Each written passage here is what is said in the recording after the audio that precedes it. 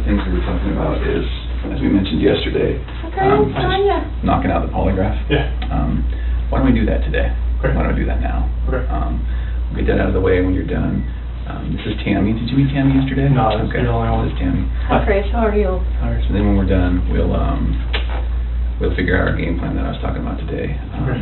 Does your dad have availability to use the car if you're going to be here for like an hour or more? Can you drive? Oh, he can drive. Yeah, he's yeah. Okay, and I'll go explain to him everything that's going on. Okay. He will know where to go, but.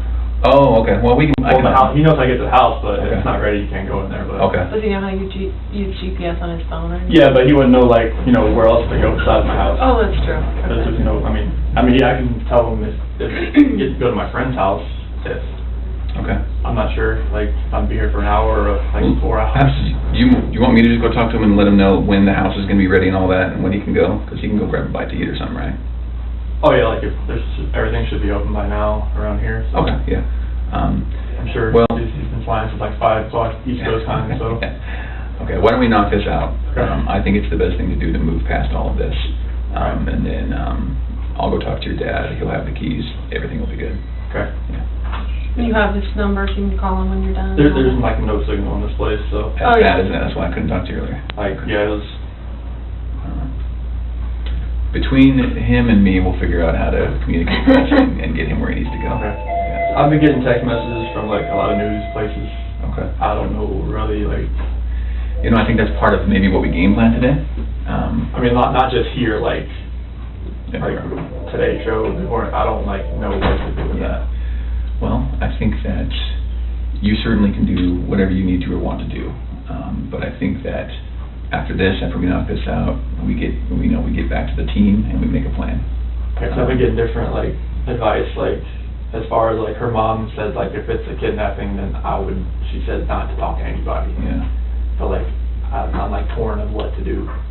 Well, her mom told you not to talk?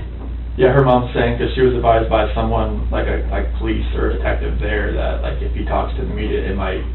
Oh, to the media. Okay. Mm-hmm. I thought you were talking about to the police. Oh no, just the media in general. Yeah. Because today's show, Good Morning America, is trying to get a hold of me, my parents, friends. So I just. Sometimes we release details that maybe the public. They want doesn't details know. from me. I know. So and that's why. I don't want to impede with what's going on here and put things out, because I've watched enough shows that say all right, don't put things out there before the police. Because then you don't know if somebody really knows or if they just saw it on TV. Mm-hmm. Yeah. Well, let's do this. I think while you're doing this, it's going to be completely okay to ignore your phone and the media and everyone, right? Okay. So let's get this out of the way. I think it'll really clear your mind a little bit, right? All right. So why don't we put a halt on the phone, on texting people, on Good Morning America, all those stuff. I haven't responded to any of them. Let's focus on this. Yeah. Let's focus on this. Let's knock it out, and then let's talk. Okay. All right? All right. All right. And Grandma, you'll come in. I'll go get you when we're done. Yeah. Okay. Cool. Yeah. Okay. Yeah. Thanks. So go ahead and have a seat right here, Chris. Sit on this? Yep, I know.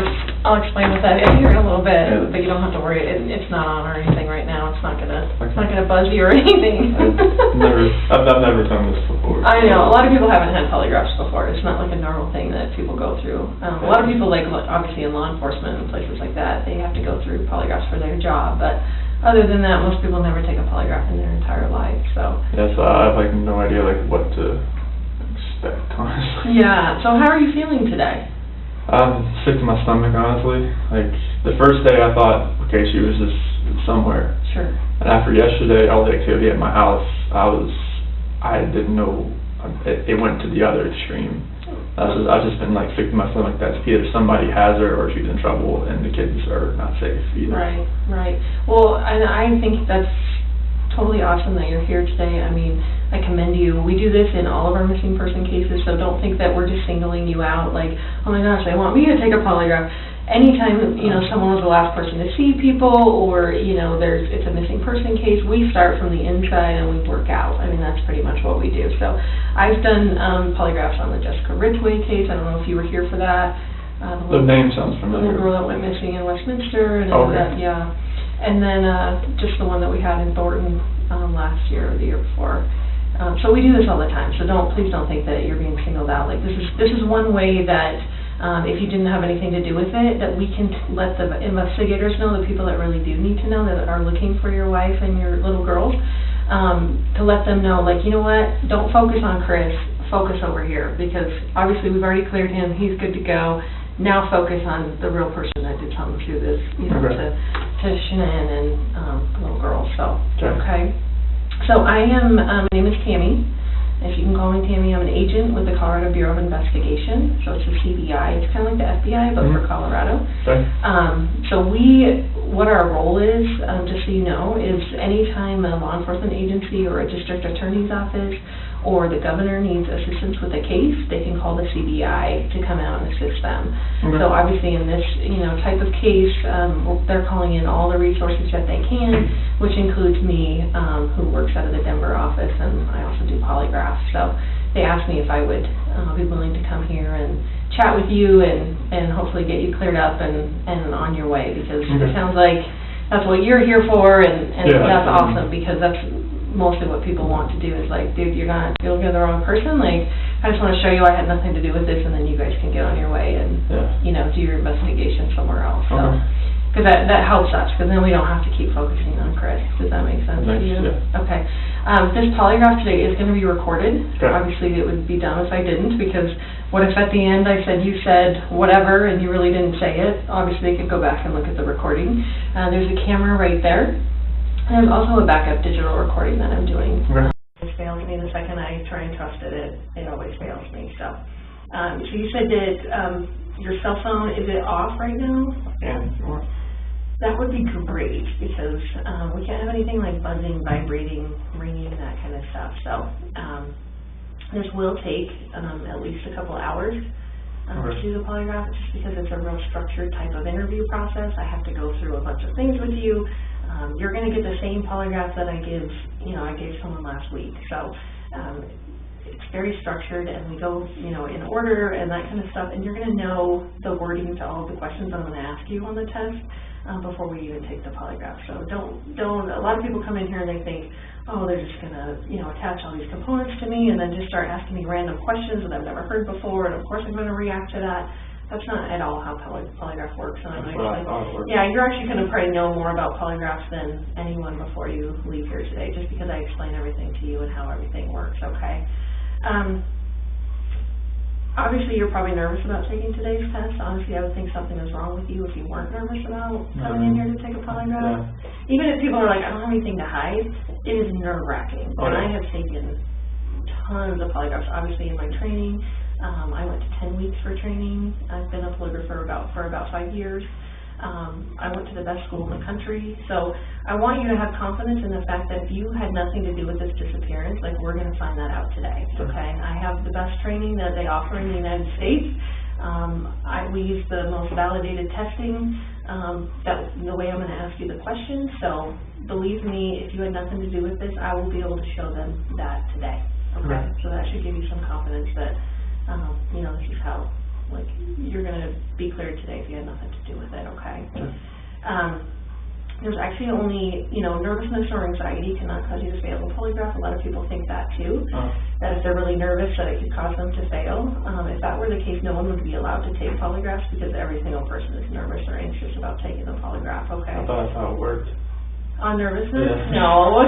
There's actually only 2 ways you can fail a polygraph, okay? The first way would be if you fail to follow my instructions. I'm going to give you a lot of instructions today about how to sit still, how to answer questions, things like that. So if you fail to follow those instructions, you will not pass today's test, okay? The second way would be if you choose to lie to me today. Lie to me today, okay? Obviously, this is about 100% truth. Even if there's, you know, something that you didn't tell the investigators, you know, since Monday, I guess, is when you the police were involved. If there's something that you didn't tell them since Monday, like, that is totally fine. Like, I get it. You know, people aren't going to remember every single detail every time they talk to someone. As long as you tell me what the truth is today, you will have no problem with passing, okay? I promise you that. And obviously, I mean, I hope that, you know, if you did have something to do with their disappearance, it would be really stupid for you to come in and take a polygraph today. Exactly. Right? Like, it would be really dumb. Like, you should not be here right now sitting in this chair if you had anything to do with Shanann and the little girl's disappearance. Okay? Okay. And it's Celeste and Bella, is that right? Yeah, I'll call her CC too. CC, okay. If that comes up. Okay, perfect. So, and I know very small amounts about the case. Okay.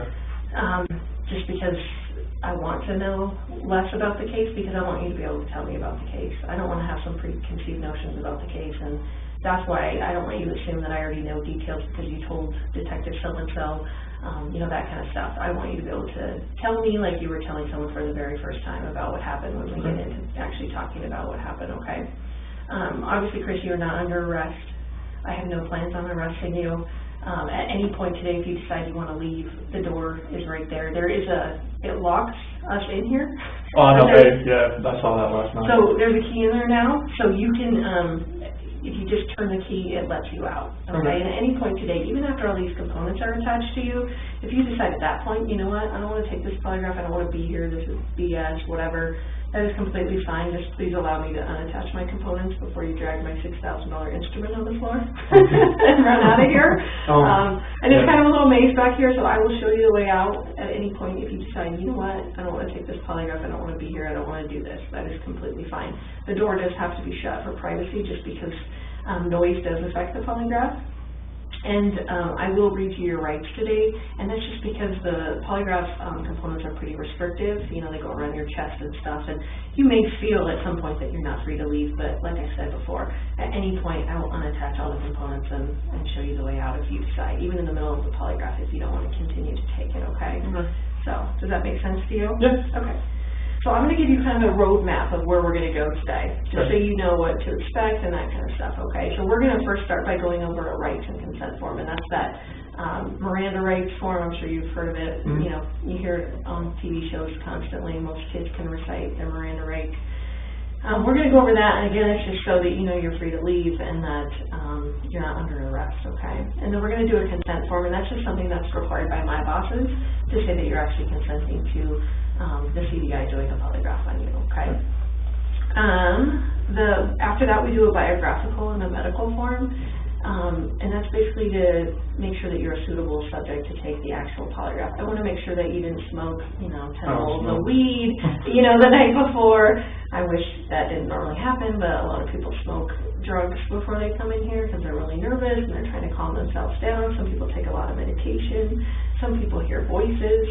All of those things are things that I cannot conduct a polygraph on someone if they have those things going on. So I just need to make sure that none of that stuff is affecting you. You seem very lucid, you're talking to me, you're making sense, you know, you're not jittery, you're not moving around, that kind of stuff. So I don't think we're going to have any issues, but I want to vet all of that out and just kind of, you know, make sure that you had enough sleep and you're not, I mean, obviously no one's getting a lot of sleep. Probably since Monday, but just so we can talk about all of that, okay? Sure. And then after that, we're going to discuss the issue of why you're here. Okay, I want to know everything you know, and again, I don't want you to assume that I already know something. I want you to kind of start from the beginning and like telling someone, maybe, you know, a friend that you hadn't talked to since any of this has happened, and you're basically having to relay all of the details of exactly what happened with Shanann and the girls, okay? And then after that, we're actually going to take a bathroom break. I'm going to let you take a break, you can use the bathroom, get something to drink. That water there is for you if you need that at any point today. And then you're going to come back in here, I'm going to explain to you how and why the polygraph works. Again, you're probably going to know more about polygraph than you even care to know before you leave here. I'm going to explain how it works, and then we're going to go over the questions that are going to be on the test.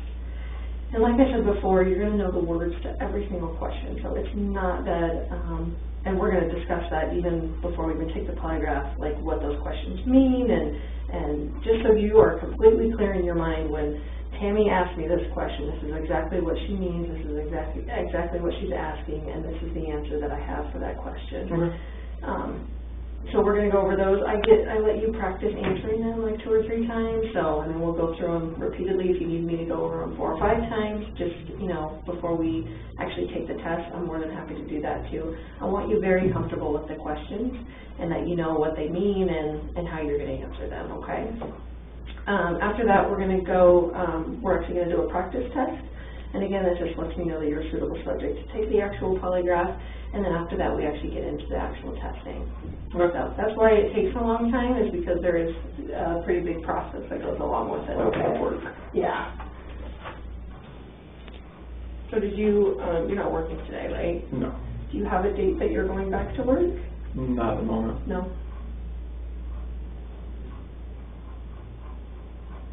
How long have you worked for Anadarko? January 2015. So, About 3.5 years, almost. yeah. Do you like it there? Oh, yeah. Yeah, I worked for Covenant Testing Technologies before that. What is And that for? That's a contract company for oil and gas. And Oh, okay. before that, I worked for Ford for 11 years as a technician. Oh my goodness.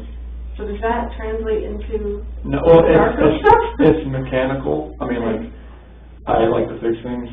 And when I moved out here, I worked at Longmont Ford. Okay. And I moved up pretty fast there, but I hit that like kind of plateau, that kind of just like I couldn't go, it got stagnant. And I was having this carpal tunnel syndrome, both my hands, and I mean it was bad. Like I was doing this like all day, you know, like it was bad. Yeah. So, you still have that? I don't even know. Can you get rid of carpal tunnel? oh, like it was just the onset of it. Like Oh. it wasn't like full on I need to have surgery type thing, but like now it's so much better. Like it doesn't have the pain. Like there's a lot of mechanical things you do in oil and gas, but it's not as repetitive as the car industry is. So are you, and excuse my language, are you a worker bee or are you like a boss guy? A little bit of both. Okay. So you're taking your hands dirty too? Oh yeah. Oh yeah. Yeah, like I'm a field coordinator right now for the area. I have 6 route operators and 2 rover operators. So that's what I'm kind of just over them right now, and we kind of game plan, like we look on the computer on our well summary screen and kind of go from there to see what kind of problems we might have throughout the day. Sure. And just kind of like, all right, this is what we need to do. You go here, there. Okay. So everybody's doing kind of middle part of the day, and everybody needs help, and try to get everybody checked out by like 3:30 or something like that. Oh, that's nice. But don't you go to work pretty early? Yeah, we start pretty like 6:30, somewhere around there. So. That's super early. Oh yeah, you have to get there early. You just never know what could happen. So. That's true. That is true. So do you have an ID on you, Chris, that I could see?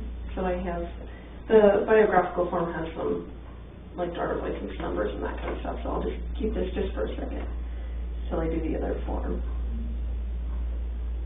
Are you named after anyone? No. No. My middle name's just my dad's middle name, but other than that, no. Okay.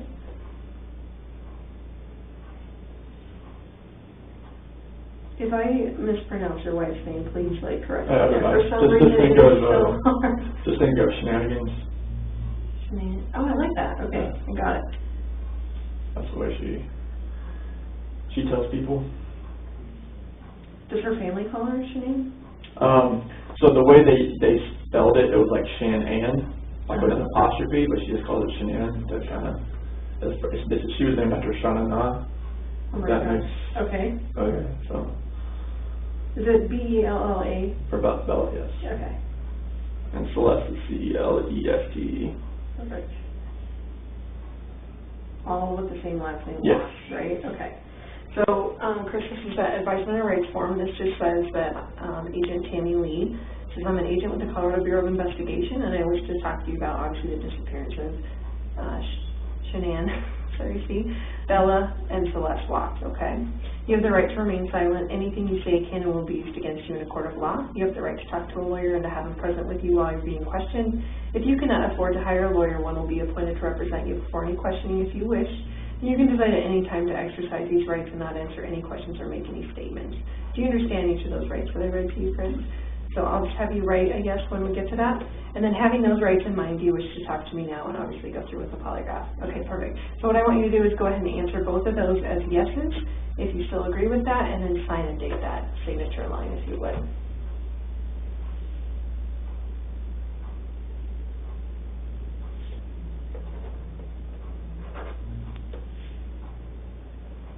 Have you always been a Tar Heels fan? Yes. 15? It is, yeah.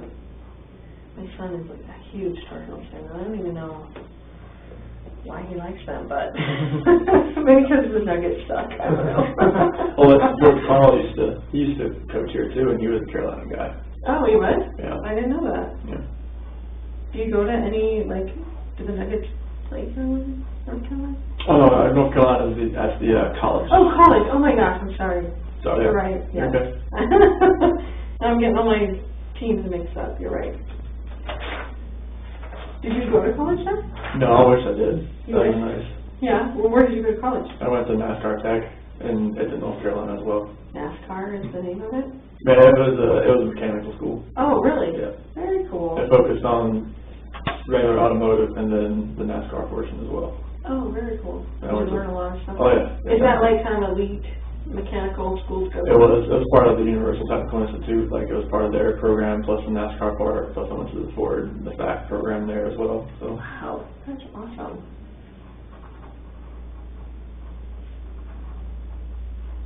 Do you have any other nicknames or anything that people call you? It's Chris. Just Chris. And some, like, just random ones at work, just doesn't make any sense, so. Like what? Some call me, like, Rain Man, because, like, when I go to a site or something, like, if I do it once, I'll remember it, and this is one of those things. Like, do you remember, like, phone numbers and license plates? And That stuff, I don't really pay attention to that stuff, though. It was like, when I was really young, my grandma used to always quiz me on, like, state capitals, like, every day, and, like, when I was waiting for my sister to come out from middle school or stuff like that, she was always, like, just pinging stuff off my memory. Really? And it's just, like, everything, I think that's how it built. Yeah. For what it was and what it is. No doubt. That was your grandma that did that? Yeah, my mom's mom. Is she still alive? No, she passed a few years ago. Was she pretty old? Mm-hmm. Yeah. Yeah, she was. Lived a good life? Yeah, she was. Good. Were you close with your grandparents? Yeah, I went over to her house every afternoon after school and helped her out. Nice. Being outside or stuff on the inside, and she always cooked me lunch, some German food, kernels and goulash, schnitzel, all kinds of stuff like that. My first husband was German, so we had German sausage and rice all the time, and just their German food is just amazing. Love it. So Shanann's legal name is hyphenated? I've never seen it written that way, but okay. that's the way her parents always said. That's how they did it. Okay. Shan and apostrophe A-N-N. Okay. It's easier to say it when I spell it out, but we keep wanting to say Shannon, of course, but a lot of people call her Shannon. Yeah, oh yeah. Her parents sometimes call her Shannon.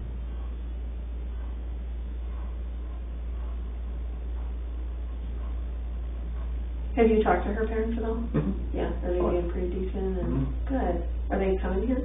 I'm not sure yet.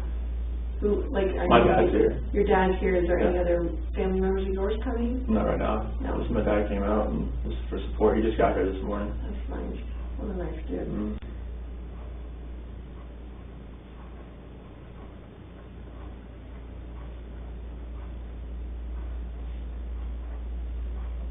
Okay, so this is that consent that my bosses require, and this just says Agent Tammy Lee has advised me that she's investigating the matter of, obviously, the disappearance again of Shanann, Bella, and Celeste. I hereby say that to the best of my knowledge, I'm in good physical and mental health. I also state that no force, duress, or undue influence has been used against me, and that I am consenting to this polygraph interview on my own free will. I understand that the results of this process will be released to, obviously, the Frederick Police Department, the District Attorney's Office, and the FBI. It would be very silly for you to sit in here and take a polygraph if I couldn't release your result of hopefully passing to the people that need to know. Does that make sense to you? And it says, I hereby give my voluntary consent to undergo a polygraph interview, and I understand that this process is subject to both audio and video recording and monitoring, which we had already talked about, okay? So if you agree with that consent, you can just sign and date it.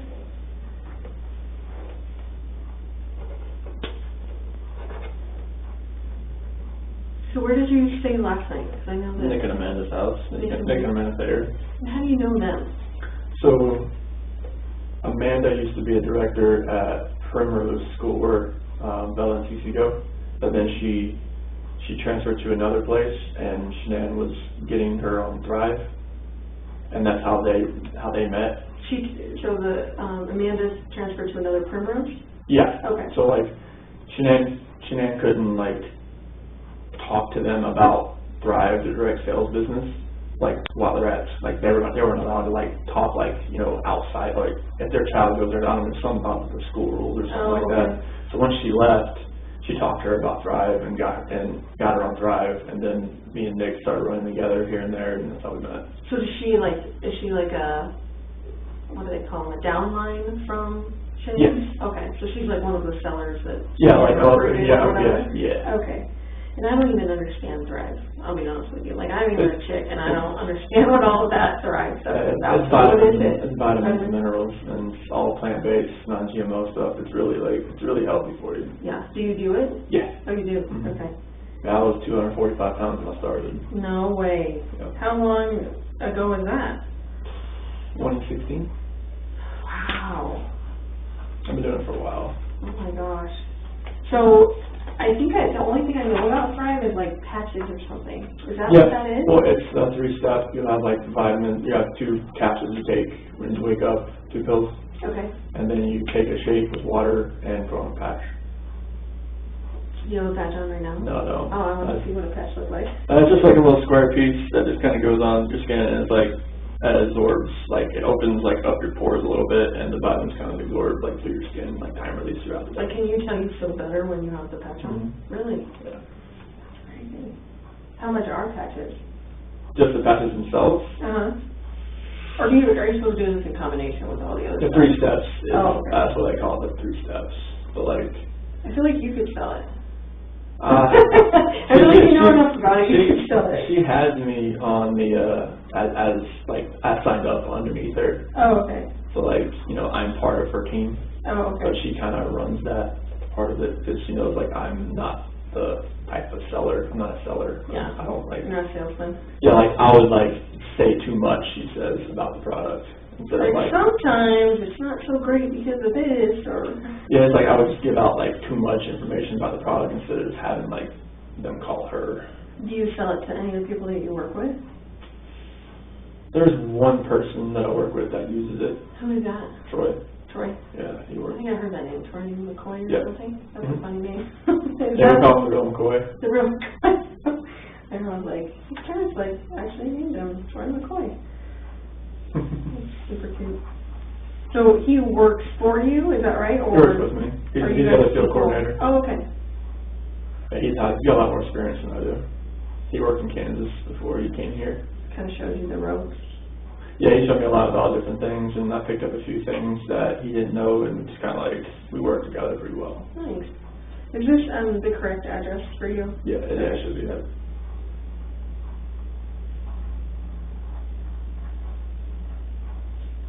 This is Troy married? Yes. Oh, yes. So do your families hang out at all? A few times, yeah. His kids are older. Oh, okay. Like how old are they? Like 11, 10, 8, and 7. Oh, okay. Somewhere around there. There's 4 kids? Two of them. Oh, okay. Like a blended family? Yeah. I think he met her when she had 2 kids already. Oh. Yeah. So what's your social security number, Chris? 241. Okay. 67-3387. And your cell phone? 910-309-1702.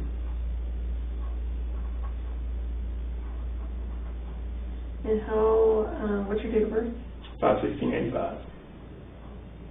How old does that make you today? 33. And where were you born at? In Fayetteville, North Carolina. How do you spell Fayetteville? FAYETTEVILLE. Do you say Fayetteville? Mm-hmm. Okay. And this says you're 225. Is that correct? 180. Okay.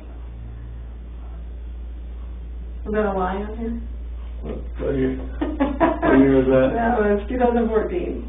No, I was 225 then. Oh, okay. Yeah, I gained more weight. What do you think made you gain weight then? Celeste, pregnancy. Oh, really? I gained more weight than she did. You're a sympathetic eater? When I went and got her Oreos, I was you on the way upstairs. I'm not gonna lie. That happened a lot. Now, can you do the Thrive stuff when you're pregnant? Is that safe for that? Yeah. Yeah, because it's all natural or whatever? Yeah. Okay. There's different variants of the patches that she can't use because like some of it's for weight loss. Oh, you don't want to lose weight while you're pregnant, right? Or it's more like for fat loss, and that's like, they recommend not using that type of patch. Okay. So as far as growing up goes, and I'm actually done with that, so you can put that away, thank you so much. Who all was in your family? Who did you live with? My mom and dad, and my Okay. sister. And your sister? Yeah. So just 2 kids? Yes. Okay, and what's your sister's name? Jamie. Have you, is Jamie coming, or have you talked to Jamie? I've talked to Jamie and her husband. Yeah. Yeah. How old is Jamie? So she'll be 40 this year. Okay. She's 39 right now. Okay. So she's a little, Yeah, she's 7 years older than me. yeah. So you were at home by yourself for a little while, huh? Yeah, we didn't really get close until I got like older because that was such a big age discrepancy. So. So you get along with her well now, Oh, yeah. and her husband and stuff. Yeah. Do they have kids? 2. 2 kids? Yeah. How old are their kids? 10 and 7. 10 and 7. Do you get to see them very often? Or? I just saw them like when I was in North Carolina. Oh, you did? Yep. Nice. When were you in North Carolina? So it was the August 1st to the 7th. Nice. And how far did you get in school? So I graduated from high school and I got through the NASCAR Tech program. Nice. So you got a GED or an actual diploma? So it's like a certificate, I guess. It's not really a diploma because it doesn't have like English, math, science there. It's just strictly like mechanical. No, but through high school. Oh yeah, I got a diploma. You got a diploma? Oh yeah, Okay. definitely. And then you got a, I'm sorry, Like a certificate from NASCAR Tech that I completed their programs. Like I guess it can't be a degree without, you know, like English, math, and science and stuff like that. Did you always know that that's what you wanted to do, was the car stuff? It was, if I could go back, like I'd probably just use that more of like a hobby. And maybe like dive more into the technology part of it, like because we had like an Academy of Applied Technology when I was there, in the high school I was in. Maybe go into more of the computer programming part of it. So are you like a pretty techie guy? No, I don't say techie, but I understand like numbers and math a lot. Like that's like with working on these wells. Like there's a lot of programming, a lot of setting up these wells to make them run, and like using the numbers, the pressures to optimize the wells. Is something. You already lost me. Like I do like, that job. No, I did not do that job. That's why I helped Troy. Like he knows more of like the stuff that was like 10 years ago type of thing, and I know more about. I've kind of like grasped the more of the stuff that's happening right now. Sure. And that's how like we kind of like work together. He's like, if he has to work on a pumping unit, like all right, I'll help. You got this. If like you're working on like a normal well and setting it up, he's just like, here you go. Like I will just watch. But does that translate into like my husband is a techie guy in our family, so like he sets up all our routers, like when I get a new phone, he sets up my phone for me just because he has that brain that I don't have as far as being a techie person. So are you kind of that person in your family? I do that. I can do that kind of stuff. I can't like do code or anything like right. that. But you're not writing computer code? No, I can't. 0-1-0-1, that's right. All that kind of stuff. Right, okay.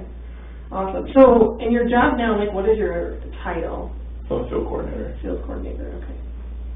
And you've done that for 3.5 years or whatever? So I was an operator. Oh. Like, well, it's the same. Like you're an operator. You're operating the oil and gas locations. This was just I was an operator, and then I was an operator but / rover. Like I would go around helping people, and now I've went up to field coordinator. It's like now I just kind of like tell people like this is where we need to go, and like we need help, let's go there. So when did you actually get promoted to that? When one of our other field coordinators, he went to a different group, the HG Ops group, and our other field coordinator had to go down to Texas to help. So me and Troy got elevated up. So that's what happened. Okay. We were just kind of backfilling. We didn't know like if it was permanent or not, and it turned out to be permanent. So. Wow, that's awesome.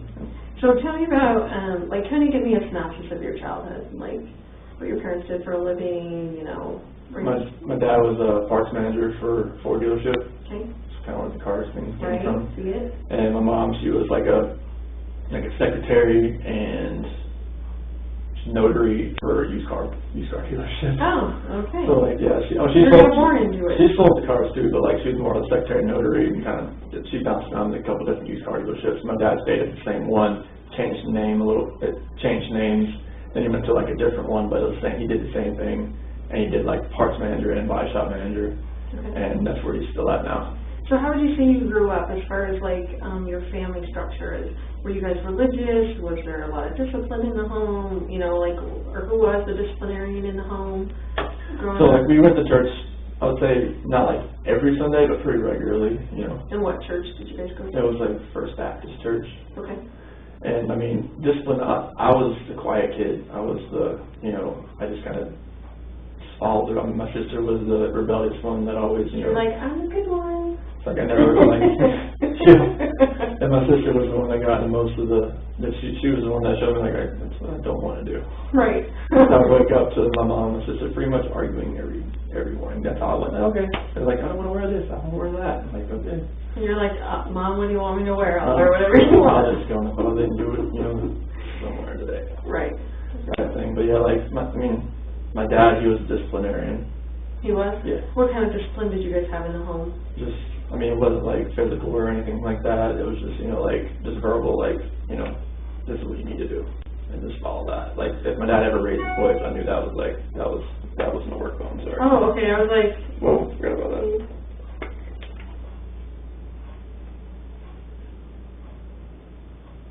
doing kind of now. I'm not in the middle of the test.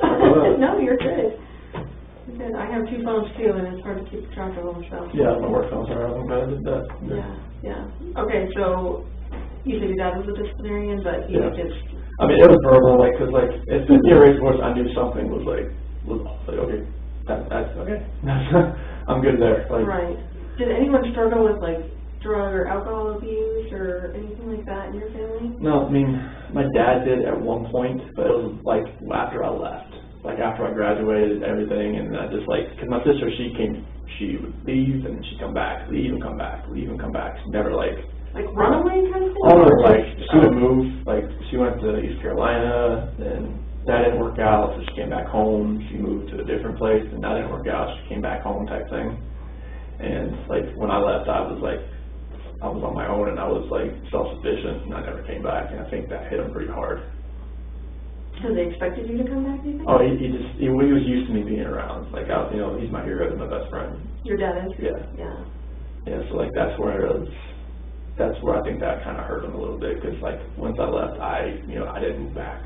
So tell me, so you're talking about for college, like as soon as you graduated, you moved out? So is NASCAR close to where you guys live? Like, no, like once I graduated high school, I moved to Mooresville, North Carolina. That's about 2 hours away. Okay. And that's where I live. I never moved back. I mean, I came back to visit, but I never moved back. Okay. So you go to college, is it a 4-year college, 2-year college? And that program I finished in 52 weeks. So it was like 1.5 years, almost 2. Okay. Oh, I can't wait. That's like a year. 72 weeks, sorry. Okay. 72 weeks. So 1.5 years. And then where did you go after that? I worked at Mooresville Ford and worked there till 2012. So that was like 2003. When I was going to NASCAR Tech, and I was working there as like a porter, moving cars around, changing the oil here and there type thing. And then once I graduated, they moved me into more of a line tech as far as like actually fixing things. Okay. So from 2003 to 2012, I was there, and 2012 to 2014, I was at Mont Ford. Okay. Did you have like any high school sweethearts or like girlfriends from NASCAR Tech or? There was no. There's probably no girls at NASCAR Tech, I would imagine, but. There was like a handful of girls that actually went there, so no, it was like, I didn't have any girlfriends hardly after high school. Okay, what about when you got done with NASCAR Tech? Oh yeah, like there was girlfriends like that in Mooresville in there, so nothing really serious. Nothing serious? Yeah, I met Shanann in 2010. Oh, 2010? Yeah. Okay, and how long did you guys date before you got married? I'm assuming you were married? Yeah, 2012 when we got married. Okay, dated a couple years? Mm-hmm. Nice. Did she live in Mooresville? She lived in Belmont at the time. So how did you meet her? Through my cousin's wife. And my cousin's wife and Shanann, they knew each other from from a wheel shop that she ran. That Shanann ran, or the cousin's wife? No, Shanann ran. She ran like 3 different stores. Like auto parts? Wheels, tires, audio, custom stuff. Oh my gosh, you're just all in that. All in that. It's all like crazy. Okay, so we're gonna, I'm just gonna ask you some of the medical questions just to make, again, sure that you're a suitable subject. And you said you've never taken a polygraph. How would you describe your physical condition right now? Good, fair, or poor? I'll say good. Good? Okay. Have you had any major surgeries or injuries within the last 6 months? Are you in any discomfort right now? As far as like pain and like, Yeah. no, not really. Okay. You know, maybe mental anguish or whatever, but Just as like, far yeah, as like physical or sick to my your stomach type thing. Yeah. Obviously you're not pregnant. Nope. Have you eaten in the last 24 hours? I had a pizza last night and protein shake this morning, but that's it. Okay. What time did you have the pizza? So right when I left here, so it was like 11. Okay. And what time did you have the protein shake? Probably about 7:30 this Okay. morning. Was that with all your 3-step process? Mm-hmm. Okay. What time did you go to bed last night? Probably about 12:30. Okay. And what time did you get up? Probably about 5 and just kind of looked at my phone. Okay. And you say that the other Amanda and Nick Nick. ran it down still. Okay. And how would you rate your sleep, good, fair, or poor? Is there anything between 4 and fair? I'll put it in the middle. Okay. Okay. I'll give you that box.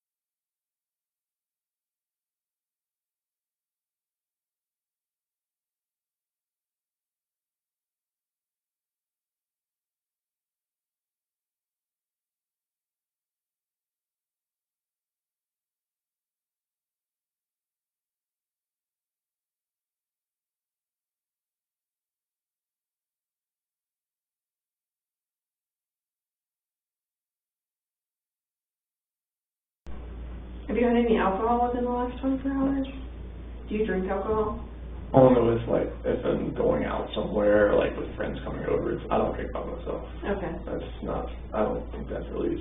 How often would you say that you drink in a given week? Like how many beverages would you have? If I drink something, just be like 1 or 2. 1 or 2 beers? Or Yeah, beers. I don't do. No hard alcohol? No. Okay. Any legal or illegal drugs consumed within the last 24 to 48 hours? No. That includes even cough medicine, Mm-hmm. anything like that? No. So you just had vitamins, is that right? Mm-hmm. Okay.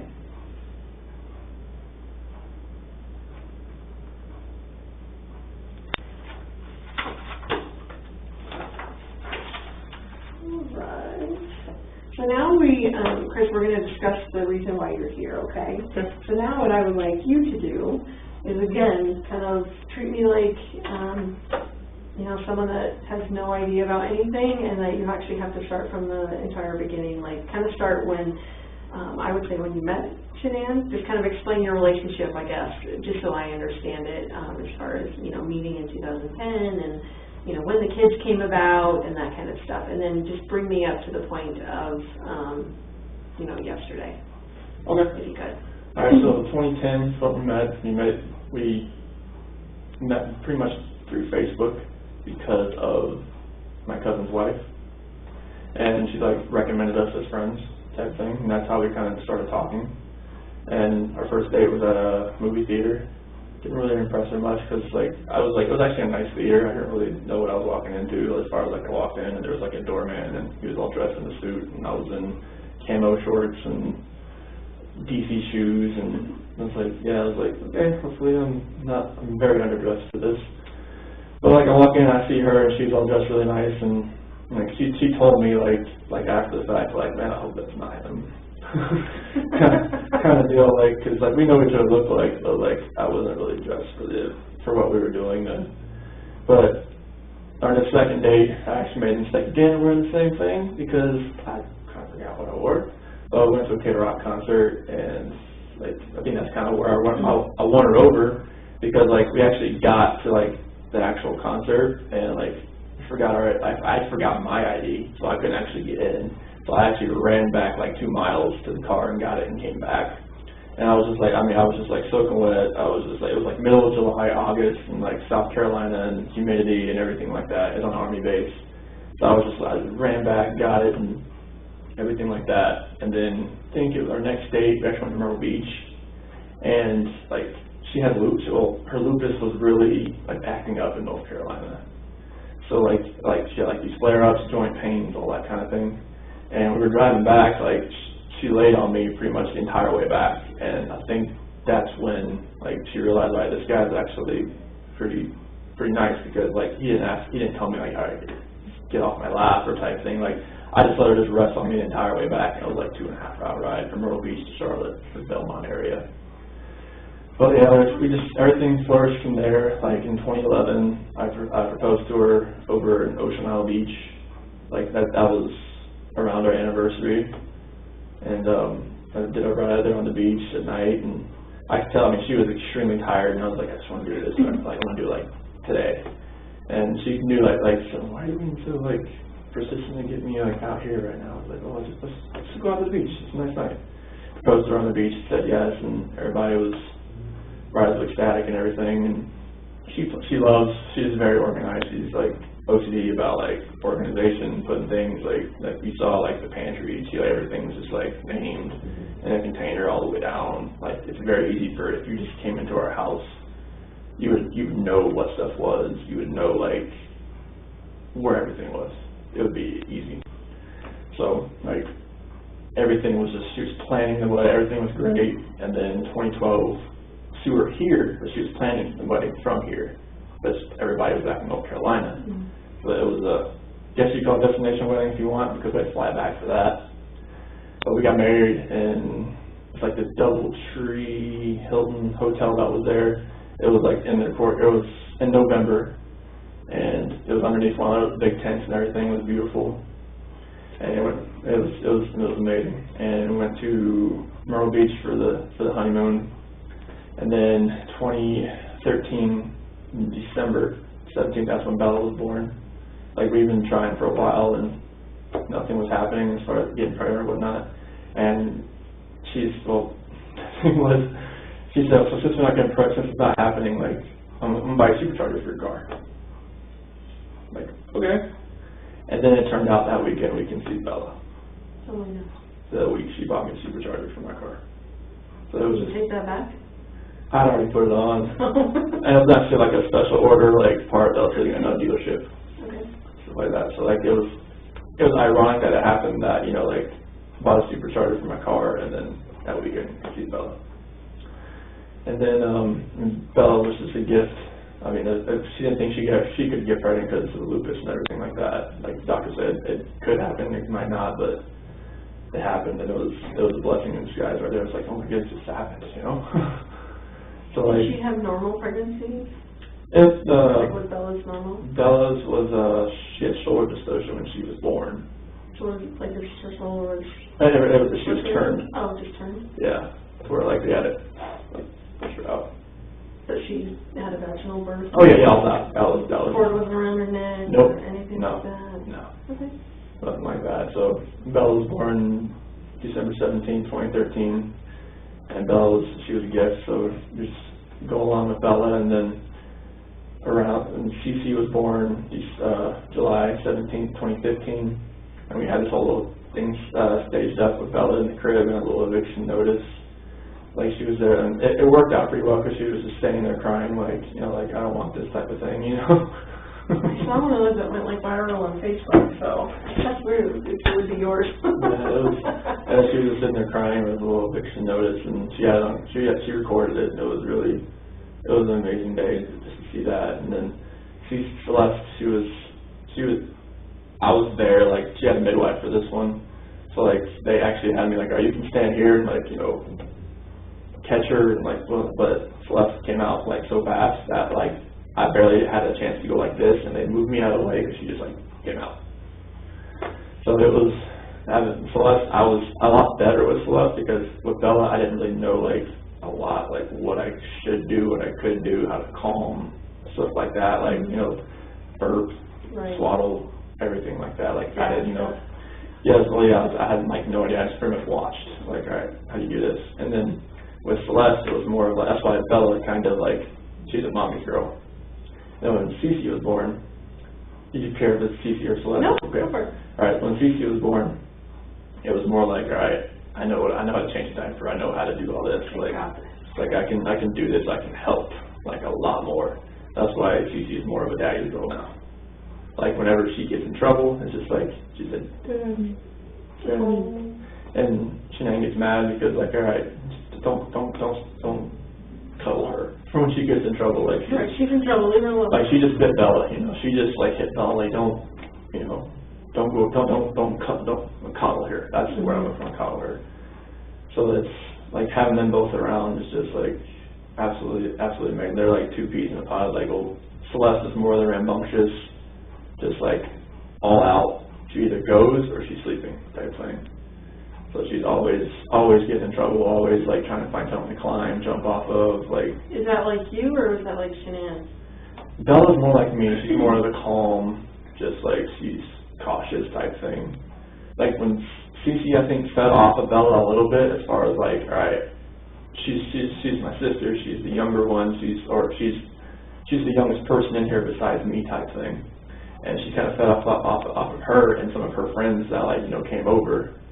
And that Cece just kind of like built that attitude. She was just like, yeah, she's a rambunctious little munchkin. Like if I show you a picture, but it was off. But like when she was on the plane coming back, I mean, she just had just like this face like that. Like don't like. But she was excited to be on there, or? Oh, it was just like she was like being like. You can imagine a little kid in a plane in a seat. Like she feels like she loves to move around. She doesn't like sitting in the same spot. Type thing. And then when Shanann told me about the third child, it was just like, all right, let's see what we got now, see if we can, boy or girl. I mean, we're trying for a boy, so now we're just like. Is it a boy? We haven't told anybody yet, but yeah, it is. Oh, it is? Yeah. Can they find that out that early, or? At 12 weeks, they could find out. Really. Oh. She had one. The ultrasound was last week. Let's see. Yeah, it was last week. So found out it was. Were you both there for yes. that? Oh, nice. Yeah. So it was like right when we got back. So it was like this guy went back on the 8th. So it was on the 8th. That was the ultrasound. Get my days mixed up. Like now, I'm not sure even what day it is right now. But yeah, we had ultrasound. 15th today. I was thinking about Monday, Tuesday, Wednesday, Sunday, all that kind of stuff. But like, yeah, we haven't told anybody yet. So. So both the girls were born out here, right? Yes. Okay. Yeah, Bella was born at Good Samaritan. Cece was born at Vista. Did Shanann go through any like postpartum or anything like that with either of them? No. No? Didn't see anything like that. Good. Did she breastfeed? Yes. Both of them? Yes. Okay. Very cool. Bella a little longer than Celeste. So Bella was how old when she got pregnant with Celeste? So they're about 19 months apart. Okay. So like 10 months old? Yeah. Oh my goodness. Yeah, I know. Yeah, you were like, oh my goodness. No, we didn't know if it would happen again. That's true. So were you guys even using protection, or are you just like, it's not going to happen, so it is what it is? Yeah, it is what it is. Kind of thing. Very nice. Okay, so keep going from after Celeste was born. So after Celeste was born, I mean, we kind of thought, we kind of see how two kids went. They're just like rambunctious, they're sister love, and now they're 4 and 3. Bella will be 5 in December. So it's like, if it happens, it happens. As far as like having she used fertility drugs on both Bella and Celeste. Oh, she did. Yeah. Okay. Like the third child now, she was on no medication, nothing like that, or she's just on Thrive.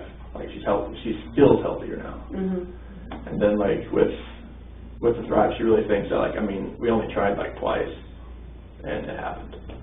Oh, so she really thinks that it was more of being a healthier person. Sometimes just having the stress off, have my kids, so this is just a bonus. Oh yeah, like that. Yeah, that could definitely Seems like a lot of women think, we can't get pregnant and they have a baby, and then they're not worried about it anymore. So then they get pregnant again. Yeah. Like, I didn't think it would happen again. So, definitely. Yeah. So tell me about after that. So. So just like, yeah, after we didn't think it would actually happen, so like, we really think that being a healthier, like, lifestyle, being healthier, really helped this, like, I mean, only really trying twice, and boom, and like, it happened, so it's just been... And when did she find out she was pregnant? I would say it was in probably the 1st or 2nd of June. Okay. Mm-hmm. Not very long ago. Yeah, and she's about 14, 15 weeks right now. Okay. So, why don't you bring me up to, why don't you start with, like, so you guys went to North Carolina, so maybe just start from the trip to North Carolina. I guess you met her there maybe for part of it, is that right? Yeah, like, she was there, so we got back we went to a drive trip in San Diego, and it was the end of June. Okay. And then, I think it was June 26th, that's when we came back here. Her dad was watching the kids. And then that same, like, later on that day, they flew to North Carolina. Okay. So why don't you kind of start there and just take me up until yesterday? Okay. And as So, detailed as you can. okay. So, like, while they were in North Carolina, it was, like, they're there to see my family and obviously her family, and just kind of, like, because they haven't seen the kids in a while, as far as our kids. And so they were just there. She had a couple things she wanted to do there, as far as like meeting up with her promoters and customers. That she had a bunch over there in North Carolina, so she was hoping that she could meet everybody else over there and have like her dad, and mom, and my mom and dad like have fun. Sorry, with the kids. Mm-hmm. And Three babysitters, heck yeah. I know. Mm-hmm. But yeah. It was mainly like just a little family vacation for them right now, for them on that trip, for everybody, just to see the girls. And Celeste's birthday was during that, on July 17th. So they had a birthday party there with like jumpy houses and stuff like that. And they FaceTimed me during it so I could see it. They didn't have a birthday party out here for her because it was, when they got back it was in August, so. Right. So, but yeah, I got to FaceTime and watch it all, and it was pretty much just hanging out with family the entire time. Okay. Yeah. And I was here just going to work and working out and going running and just keeping the house up and doing that, and I waited till my flight was July 31st, and I flew out there for a week, and I flew out there for a week so I could fly back with them. So we went, July 31st, I got there, stayed at mom and dad's house. The next day we drove to the beach, stayed there for about 4 or 5 days. It was in North Myrtle Beach. And first time the kids were seeing the beach. So they were ecstatic, obviously, seeing waves, being in the sand. They love sand. Unfortunately, they love sand. Because it's just like you get it back, you just got to shower them off. Because Cece was so like into the beach that, I mean, her bathing suit was just full of seashells. It was like, okay, let's get all this off of you and rinse you off, please. Right. But yeah, it was an awesome trip. Like just seeing them react to the ocean, and then we went to like Broadway at the beach. It was in Myrtle Beach, like an outdoor little mall, and they got to go in these like little, like where they strap you in a harness and you get to jump higher. Yeah. And Bella and Celeste, they loved that. They just loved jumping that high. It was amazing. Nice. Yeah. And then I went to see my grandma, my dad's mom. She's in a nursing home, so like some days she remembers people, some days she doesn't. And luckily that day she did remember me, so that was really a good day to go in there and went in there with Shannon and the kids, and obviously like they had already been in there a few times while they were there. Sure. Yeah, and they were. She lights up when she sees those kids. I call her Mama. That's what she always calls, but Mama, she lit up when she sees the kids, and she remembered me, and that was great. Yeah, and my dad came and picked me up, and I went over there and stayed with my parents for a day, and just kind of like hung out with them, saw my sister, her husband, their kids, had a little cookout and everything, and it was awesome. And then the next day, I think it was the 7th, yeah, August 7th, yeah, we went to her parents' house, had everything packed up, ready to go, and flew back here. And then got back later on that night, the 7th.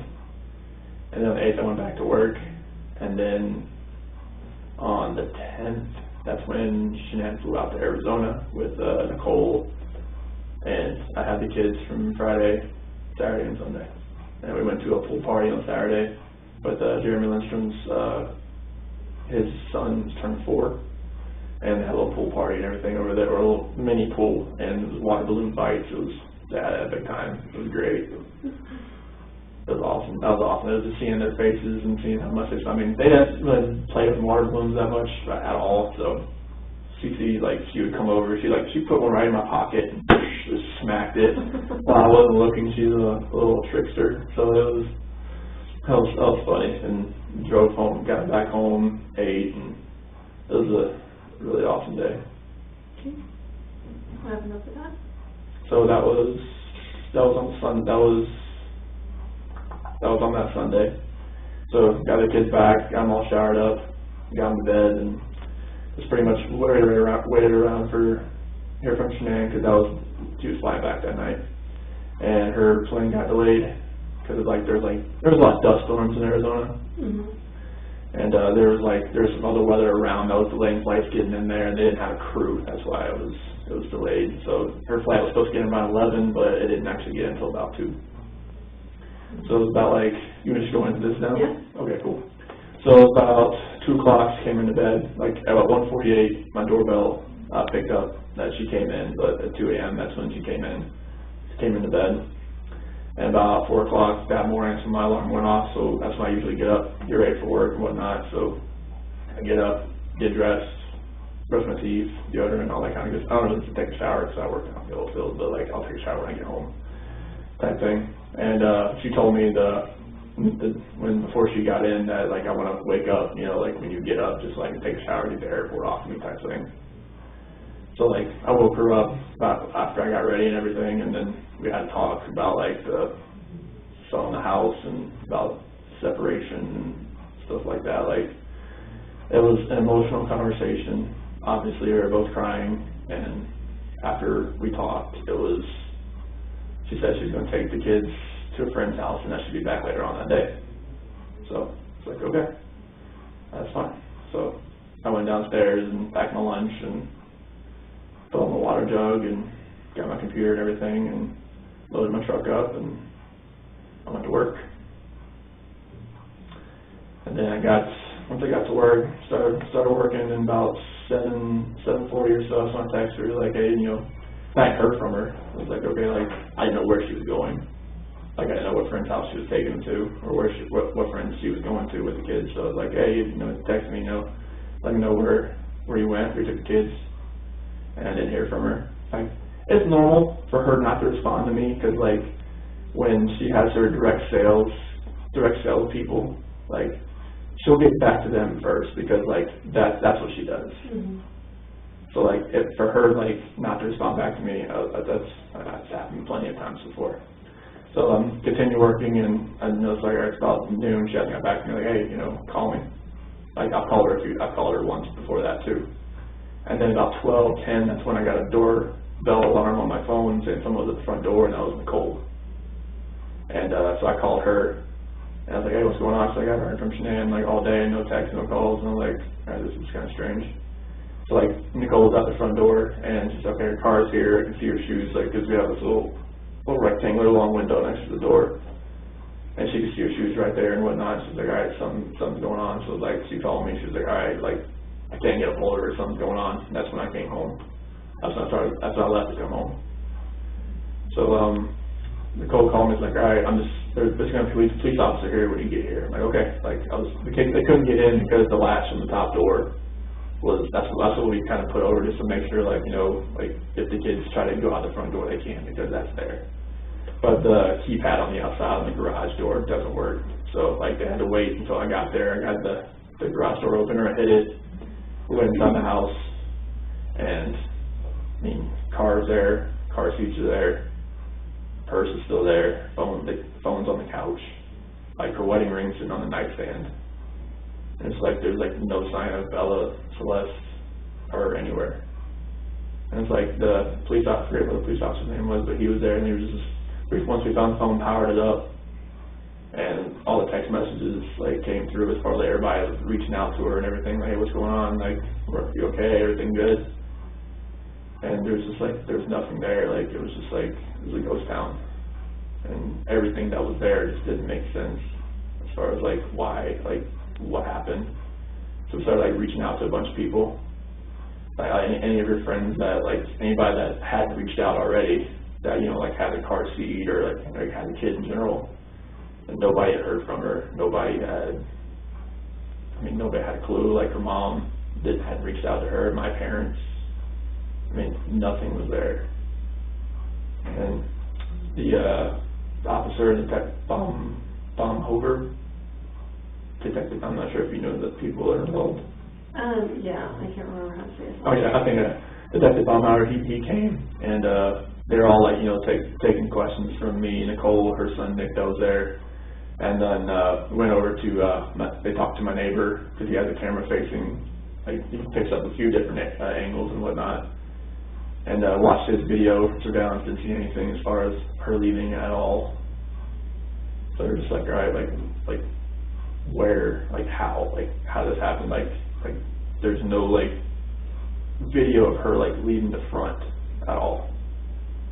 So we didn't know, we were just at a loss for words, like, all right, where is she? Like, she wouldn't just leave everything here. Like, even the kid's medicine was still there. And I was just like, all right, she needs that. So we're just, the only thing that was gone was really the kids' blankets. Like, everything they slept with, like, you know, Celeste has, like, this big New York Yankees blanket, and a little dinosaur, and, like, a little dog that makes noises, and a turtle, and something, it's a whole package. And Bella has two blankets, but one was still at the house, the other one was gone. And she had a dinosaur and like a little swan blanket. Her other little, we talked to the neighbor, we looked at anybody else that maybe had a camera somewhere, but nothing was going on. They had other community services, like go into houses, like knock, hey, do you see anything? Like, do you have a camera? Do you see anything like that? And we had nothing at all. And it was just like, all right, so at this point I'm hoping, all right, she's at a friend's house, she's safe, and she's just like decompressing, or like she's safe. But like that night, like as I'm like calling like hospitals and hotels, and just like there's nothing, like there's nothing there, like nobody's had her check in, there's nothing at all. And then that was just traumatic because like I had every light in the house on, just in case, like, you know, like, yeah, I went laid in bed, but I didn't sleep. I was just sitting there, just like, I had friends that came over. Nick and Amanda came over for a little while, and they showed support. My friends Dave and Jeremy came over, they showed support. Shanann's friend Lauren came over, she showed support. Another friend, Melissa, came by that I didn't know that she showed support. Everybody's just like, I don't know, like, why this happened or how this happened, but, like, I hope that she's okay, type thing. Mm-hmm. And just like, I was just hoping that I would get that knock on the door, or a phone call, or a text. I mean, her phone, they have her phone, like, hopefully maybe it's a number I don't know. Hopefully it's like, you know, like a burner phone, or some kind of like phone she bought, and she could just text me and call me like, hey, I'm okay. Something. Or just get a knock on the door, and then the kids just run in. And I was just like it didn't happen. And when I was going through like that night, just trying to process everything, like I miss like the kids like sitting at the dinner table and like having to tell them to eat their dinner, and like I miss them throwing their chicken nuggets at me. Like when I went to their rooms, just kind of like, you know, make the beds, and it's like I wasn't gonna turn the rain machines on, you know, like I wasn't like, you know, gonna read them a book. I wasn't gonna kiss them goodnight. I wasn't gonna like, you know, do that. I wasn't gonna play in the playroom. I wasn't giving them like their nightly snack, like their nighttime snack. I wasn't, you know, giving them their medicine. I wasn't, you know, getting them dressed for bed. All that, like, it just hit me. It's like I'm not turning the monitor on to watch them because they're not here. It's like, where are they? And that night was just like, I didn't even want to stay in the house that night, but I knew I had to, just in case, like, maybe they came home, maybe they would come in that front door, garage door, or something would happen. But nothing happened that night. So I just laid in bed and took phone calls and texts from all our friends I couldn't sleep either, and just asking for prayers, just asking prayers in general, just like these kids are gonna come home. They're gonna come home safe. Then the next day, well, detective, he called me about 2 a.m. just saying like, hey, we're gonna do like the missing persons report, and I'll get that all going. But yeah, it's like the next day, like when everything like started happening as far as the news crews like pulling in, and then all the K9 units and the drones flying over my house, it was just like, it all set in like, this is not, she's not, they think something happened. Because all this right here, this means that, okay, my worst fear, that's where this is going right now. Because I thought she was just at somebody's house and she was safe. But now, it's going the other direction. With all this going on, with the dogs coming in, with the news media, everything just kind of happening, it's like, all right, this has gone to a totally different direction. And it's like, I was when all my friends like were coming over to give me some support, I knew that like, all right, like I was happy all my friends just came over to just support. I didn't want to be alone at that point in time. Like this is the time you don't want to be alone at all. And my friends are supporting me all through this, and I just want to find them. I want them to come home safe, like wherever they are. I hope they are safe, and I really hope they can just come home. The FBI agent, Graham, he's been really helpful. I mean, he didn't tell me what leads they have for today, but I'm hoping that it leads to them coming home. Because it just being in that house and not being able to tuck them in, it's heart-wrenching, it's earth-shattering right now, because those are my kids. Those are like you made those kids, you know, like, do you have kids or anything? Okay, so like, 3 of them. So like, just not being able to like, you know, kiss them goodnight and saying I love you, Daddy, or I miss you, Daddy, or something like that. You know, because they were without me for 5 weeks, and I got to FaceTime them every night, and it was just not being able to do anything, like knowing that they were just here and not knowing where they are now is like it's a nightmare right now. So, thank you for explaining all that to me. Obviously, have more questions, so I may kind of piece it out, just going back, just so I understand everything. And you kept saying that you thought she was at a friend's house. Do you still think she's at a friend's house? At this point, I don't. Because all this, like, everything that's happened now. So what does that make you think of? It just makes me feel like either she vanished, like, she has the kids and she's somewhere where, like, maybe hopefully a hotel. But I don't think she's at a friend's house now, unless it's somebody I just don't know. Like, if it's somebody I don't know, great. Like, I just want her to be safe. But with FBI here, with, you know, CBI here, with everything that's going on, like, it makes me feel like, all right, maybe somebody has her that's not keeping her safe, or something terrible has happened, and that's the nightmare. And what would that terrible thing be?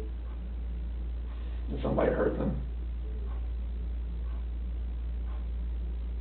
That's running through your mind sometimes? I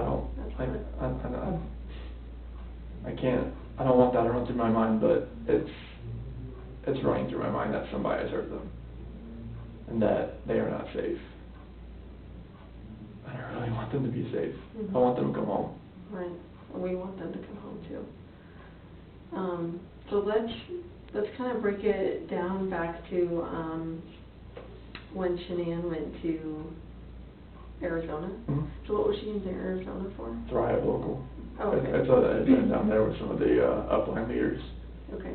So she, mostly women, like, you know, other people that work for her, you know, downline. Or downline people or upline people and all that. Okay, and they just, you know, fill their cup, I guess, for lack of a better term. So they get there and they, you know, cheer them on and like, you can do more and whatever. And I guess, do they teach them about new products? Yeah, well, no, there's a lot of training that goes involved with it, like how to talk to people and stuff like that, how to bring in more people type thing. Like, did Shanann make a lot of money doing this? Yeah, she makes about as much money as I do. Really? Yeah. And how much is that? Because I don't know how much you make. About 65, 70. Okay. She makes that much just selling Yeah. Thrive? Wow. How many people does she have underneath her? Like, people that signed up underneath her, probably about 200. But like active people that promote it, it's probably about 50 or so. But like she has, her team does about $80,000 a month in sales. Goodness. Yeah. That's crazy, sorry about that. Okay, so she's at this conference, and obviously, even before that, like, you know, you said that you kind of talked about, you know, separating or whatever when she got into bed or after you woke up. Yeah. When did that start? So that went in the 5 weeks that we were, like, when she was in North Carolina and I was back here. And when did she leave for North Carolina? What was that date? June 26th. So the end of June? Yeah. Okay. And she leaves in June, and that's when, what? Yeah, like, being, like, when we were talking and everything and texting and calling each other, like, we could feel like there was, like, that disconnect there.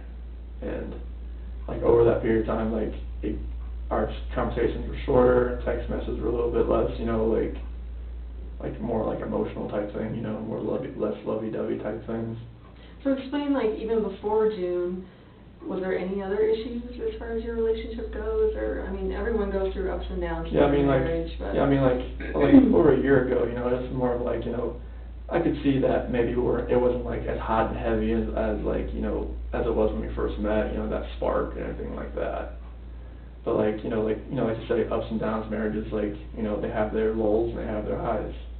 And like, I was hoping that we could just it would just work itself out, like, that's all. It's hard with babies and, you know... Yeah, I mean, when the kids are involved, it's a little bit harder, a lot harder. And just as far as, like, your time away from your spouse and, you know, just trying to make time for them and, you know, give them emotional attention and that kind of stuff, I know that kind of can get strained. Did you feel that once you started having kids, or, you know, did you feel that even before? Yeah, we didn't, like go out on dates really a whole lot after we had kids, because, I mean, we're just, you know, kids monopolize a lot of your time, like, you take up a lot, so it's like, you want to focus, like, around your kids all the time, and that's what we did, and we didn't really focus on ourselves much, and I think that's where, like, I'm not going to blame the kids for a disconnection or anything, but, like, yeah, we focused, like, on the kids, like, all the time, but, like, and then, like, as our relationship got longer and longer, it was more of, like, I could feel that disconnect that was there, like, we really talk, like,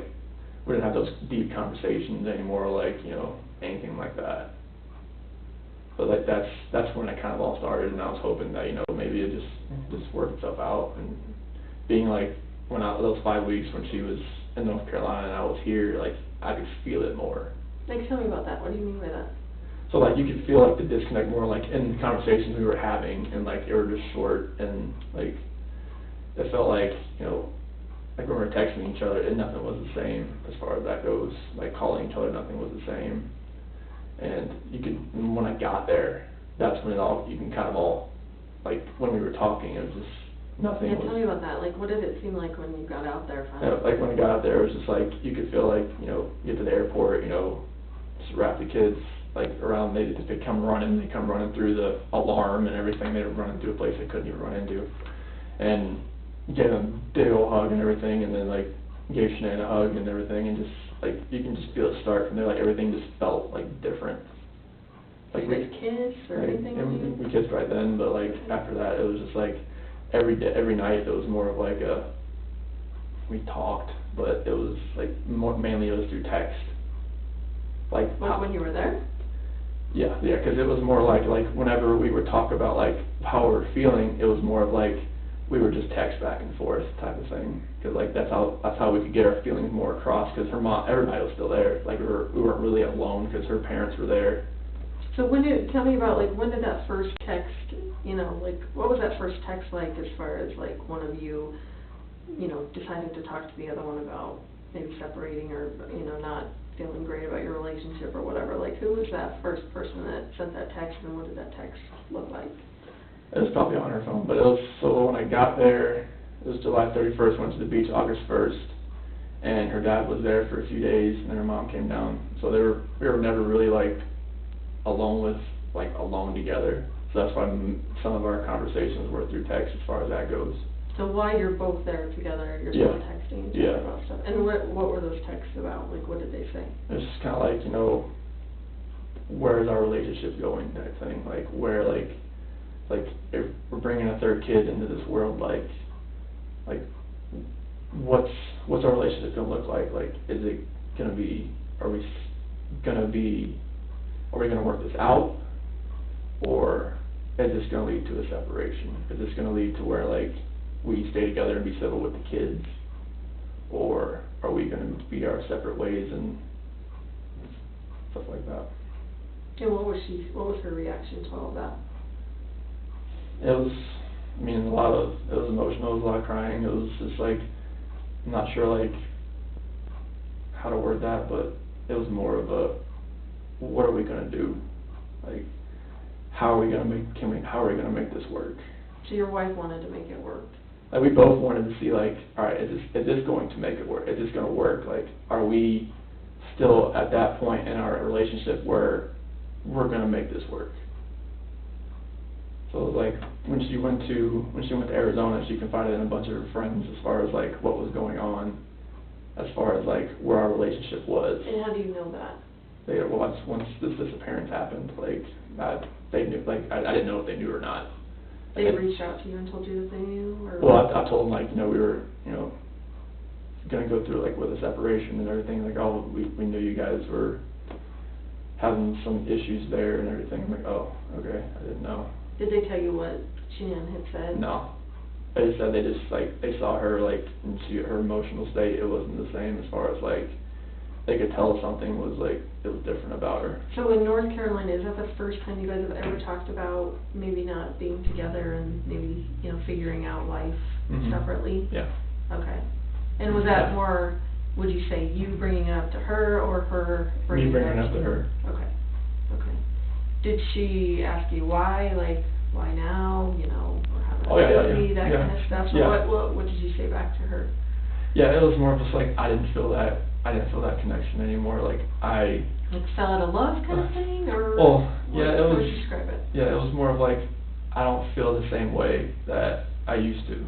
Like, I don't think we have that connection anymore where, like, I can just, like, be myself and just, like, be everything that I need to be for you right now. And that's how I explained it to her. And she said what?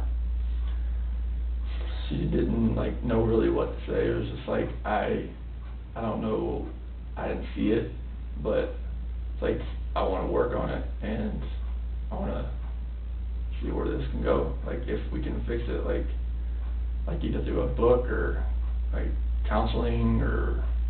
So after your conversation with her, it was your... This is in North Carolina. Right, Yeah. belief that you guys would try and work on it together, just to see if it would kind of work, or? Or just kind of, like, see where this, like, we'll take this week, like, because it was an emotional week just because of everything we were saying, and, like, what we were thinking, like, and all that, especially bringing another kid into the world.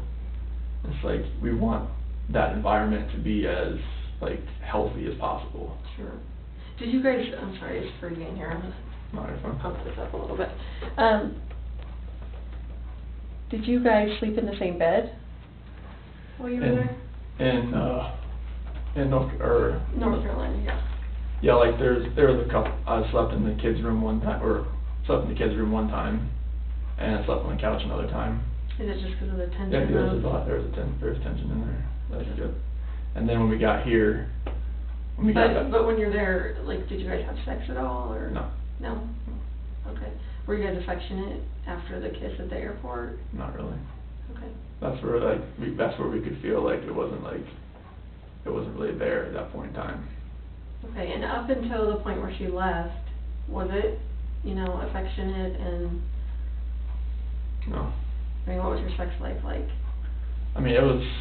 The last time we had sex was in, like, May, like, when the kid was born, or kid was conceived. So, That would have been in May? Is that It would have been what you're like, because she found out second week of June, so it would have been like May.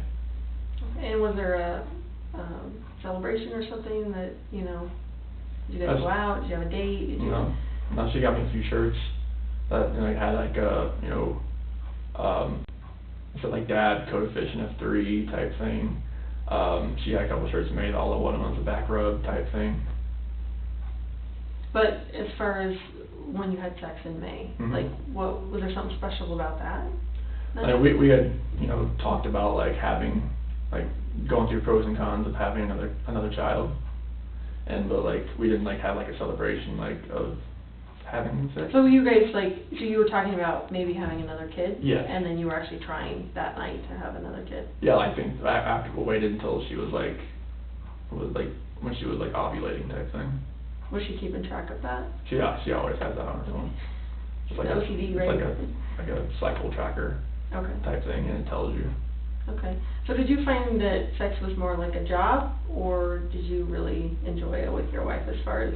Well, I never felt like it was a task. Okay. Or anything Like like even that. like, we're gonna do it now because I need to get pregnant, whatever. Like, did No, it like, sound like no, that? it wasn't like, I mean, whenever you're trying to have a kid, I mean, I think you have to like plan that part as far as that goes. Sure. Because like you can't just like, you know, have sex every day or twice a day, like to get pregnant. You have to like once and then kind of wait 2 days or something, whatever the formula is. Like she said, you have to wait like 2 days and then try again. Okay. But that's what that was. Okay. So before that time in May, how often would you say that you guys were having sex? Maybe like once or twice a week. Okay. So why do you think it significantly stopped right after she conceived in May? Like it was, it's kind of hard to tell because we went through little spurts where like maybe it wasn't like once or twice a week. Like there's times we went like a month or two like without having sex. Like and sometimes like I would try and that would, you know, either she was tired or, you know, something was going on, like she was just aggravated with something and she was like, no, not tonight, like type thing. Like I was usually the one to initiate it. Like, but I'd say most times it was like I was shot down, but that's, I mean, married life, honestly. You just kept trying? Yeah, like you try, I mean, like you never stop trying, because I mean, if you felt like it was a job or a task, you wouldn't try. But like, you know, I enjoyed having sex with her, so I mean, it was.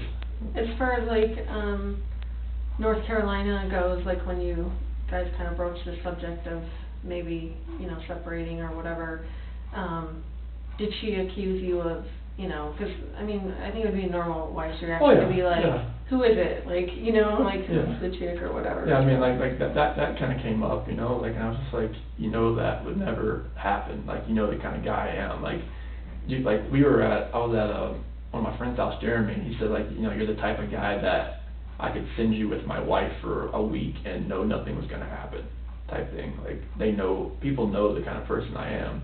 Solid guy. Yeah, like, I'm not the type of guy that's just going to say, all right, my wife's gone, like, who's the girl, like, I can find for this, like, 5 weeks. Like, no, that's not me.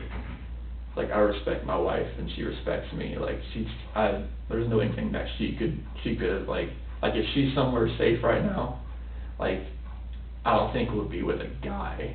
I mean, if it is, I'm fine. Like, I want her to be safe. I want the kids back home. If it was with a guy, great. I'd come back home. We'll talk about all that later. But, like, I never had an inkling she would do anything to me, you know. So how did that come up from her? Like, what exactly did she say to you? Because of our, like, how, like, our texts and calls were getting, like, shorter and everything like that. Like, she's like, are you having, I was like, no, I'm not having an affair. Like, that is the last thing that should be on your mind. Did she bring up any other, I guess, in a woman's mind, evidence as far as, you know, why she would think there would be someone else involved or anything like that? No, it's just 'cause, like, I was, like, whenever, like, she would call, sometimes I'd be out for a run or I'd be working out and she could tell, like, all right, you don't want to talk to me right now, let's just go work out, type things. Like, when she was gone, I would take that more time to kind of, like, you know, go run, go work out, because, I mean, I had time to do it, type thing. Like, I would always make time to FaceTime with the kids and everything when she would call, like, you know, I would always make time to do, like, especially like when the kids are awake and everything like that. Sure. Like she was like later on at night, you know, like when I would just, sun goes down, I'd go out for a run because it's less hot outside. And would she accuse you of like doing other stuff while you were not answering your phone, or? Oh no, like she was like, you know, she would ask me like, hey, can you like do this for me? Like, can you find this like medication? Send me a picture of it. Can you like find something at the house? I mean, little things like that. She knew I was at the house, so I mean, it's like she had no reason to really have that fear in her head, but being away for, you know, that amount of time and being pregnant, and it's like that's going to run through her mind. Has she ever been away that long before? No. Okay. And you talk about, you know, her being pregnant or whatever. Like, how was she different when she was pregnant than when she wasn't pregnant? Well, I guess it's just you're just a little more emotional in general. So I just want to make sure that they'll The go. red light. Yeah. Okay. More emotional? Oh yeah, it's like, I mean that's normal. I mean her cravings hadn't really changed or anything like that, but it's just like, you know, just more emotional and everything like that. Mhm. Would she kind of admit that, like, Oh yeah. I'm pregnant, whatever? Well, I mean, I guess she's like, you know, she's just, you know, she's with her mom and she gets really, you know, her mom's like really, like she's full Italian, so like she's always like, you know, always just like gung-ho about everything. Mhm. And it makes you know like really anxious sometimes, and like, you know, like it's a lot of stress being over there with, you know, her family and my family as far as like everybody, you know, like she's over there by herself with the kids. Do you guys all get along? Like, does I mean, yeah, we all, I parents- mean, pretty civil as far I know as. you said that you went to your parents by yourself. Like, was there a reason why Shanann and the girls didn't go? Yeah, because there was an incident where my mom had something in the house that Cece was kind of allergic to. What was that? It was some ice cream. And What are your kids sick with, I guess? or maybe what's Cece's up? allergic to tree nuts. Okay. And so not peanuts, but like. My kid's allergic to peanuts, but not tree nuts, so. Yeah, so peanuts is like I guess it's growing from the ground. Mhm. So the tree nuts like pistachios and cashews and stuff like Those that. are the good ones. I know, and kiwi.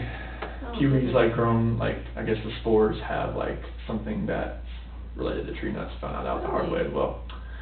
But yeah, like there was an incident where she had something in the house as far as it was ice cream that Cece couldn't have, and one of my sister's kids went and grabbed some. She was eating next to Cece, and it was just a point where like Shanann said, they cannot come over here again.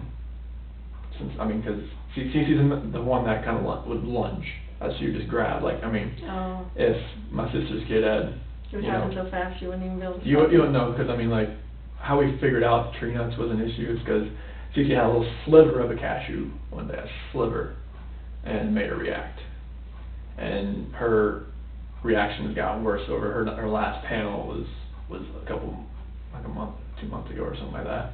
And her reaction was a little bit when they prick her back and everything. Mhm. So like that kind of drove Shanann to where like, all right, they can't come over ever again if you're gonna have this in this house, and that's why that happened. When was that? Was that during this trip, or was that from before? It was during that 5-week span. Okay. Yeah, and they hadn't seen the kids in like 2 weeks when I got there. And Shanann was like, they can't come over, they can't go over there right now. What did you think about that? I was hurt. I was like, you know, I wanted my parents to see their grandbabies, you know, like, even if it's just like I mean, we didn't even FaceTime. So like when I went over there, like, I wanted to bring the kids, but like, I respected her decision. Like, okay, like, if you want the kids over there right now, it's fine. I just need to see my parents, like, since I'm here. Like, I'm here for a week, you know, I want to at least, like, go over there, give them a hug, and see my sister, her husband, their kids as well, and just kind of just say, hey, hello, cook out, and just hung out. Do you know if Shanann told anyone in North Carolina about what was going on? Oh, I'm sure she did. Who do you think she told? Oh, she probably told, well, there's people here. I know Nicole probably knew. I know Cassie probably knew. But Nicole lives here, Cassie lives there. There's some of her good friends. But, like, would she have told any of her family or friends in North Carolina? I'm not sure if her mom knew or not, if that was the case. Is she pretty close to her mom? Oh yeah, she is, but I'm not sure if she, like told her, like, the entire, like, thing about the whole, like, having something in the house. Or I just mean, between you and her, sorry, the separation. and Oh, all so, no, like, no. that. She didn't tell any of her family? No. And why do you know she didn't do that? Because she told me, she's not gonna tell them. And, like, I knew she was confiding in a few of her friends, because she told me that, because she had need someone to talk to, but she didn't tell her mom or anything like that. Do you guys go to church? No, not here. No. No, we have Since you moved to Colorado, Yeah, you no, haven't gone to church? no. Okay. Like, we were talking about, like, finding one for, with the kids and everything. What about counseling? Did you guys talk about counseling? Yeah. Yeah, when did you guys talk about that? That was probably, we got back on the 7th, back to work on the 8th, so it was probably about the 8th or so. Oh, right before she left? Yeah. Or, I guess she left on the 10th, is that right? Yeah. Okay. So what came of that when you guys talked about counseling? It's like, I don't really think we really needed to go to counseling, so I've never anything that we were saying to each other, I felt like we could just say to each other, and not have to go to somewhere, sit on somebody's couch and talk to them about it. But like she said, like a couple of her friends that were married have been to counseling like once or twice or 3 times, and they're still going, type of thing. But like, I didn't feel like I really needed to, but I was open to the idea, because I thought, like, all right, if she really, like, if this is gonna work, maybe, but like, I didn't really want to do it, just because, like, I didn't think we needed to do that. I thought we could just, like, maybe just do it that way, but the disconnection was there. I didn't feel like it was gonna help. Okay. So you get back on the 8th or 7th? On the 7th, and go back to work on the 8th. Oh, you went back to work on the 8th? Yeah. Okay. And what day is the 8th? Like, of the week? Do you remember? 8th, 9th. So it'll be a Wednesday. It was a Wednesday? Yeah. Okay. Because the 10th was a Friday, that's when she flew out. Okay. And then you worked how many days? I worked Wednesday and Thursday, and then I was off Friday because that's when she flew out to Arizona. Okay. So tell me about all the stuff you did on Friday. Or how was it, I guess, before she left? Like, did you take her to the airport? Oh, no, Nicole picked her up. Oh, Nicole picked her up? Yep. Okay. What was the attitude like, or what was the relationship like when she left for Arizona? It was, we were just, like we had talked about counseling and everything, and we knew what the sex with the baby was. We weren't going to tell anybody until she got back, because Nicole knew. Nicole was the one that, like, prepped everything for her, like, with the bag, and, like, a couple things, like, pour out a little fake champagne bottle and whatnot. For which one? For like a gender reveal type thing. Gender reveal, okay. Type thing like that. Okay. So like she did all that for us, and so Friday, I woke up I waited for the kids to wake up, because she left pretty early that morning. Nicole came and picked her up, and she left for the airport. Was it like kiss, hug, bye, or was it kind of strained as far as? It was a hug. It was a hug? Yeah. Okay. Yeah, it was just like, have a safe flight, and just let me know when you get there, and I'll send you pictures of the kids, throughout the day. Okay. Type thing. Okay. So, and then you said, I'm sorry, that you waited till the kids got up? Yeah, that's what we usually do. We just wait for the kids to wake up, so they wake us up. Okay. And Bella came in the room, and she usually just crawls into bed and just falls asleep next to us. Like, when she wakes up, she doesn't just get up and just go like Cece does. But as far as Friday goes, what exactly happened on Friday?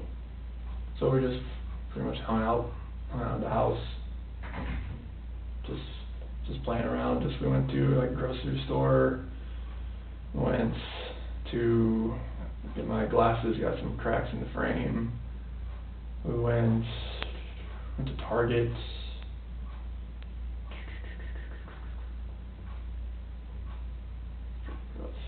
We went to King Soopers to pick up the click list over there. I've never done that. That was fun. When did you do that? Is that your first time doing it? Or do you guys do it? Oh, no, she does it for me all the time. Oh, she does? Very cool. Yeah, we just we had made a little day of it and everything, and...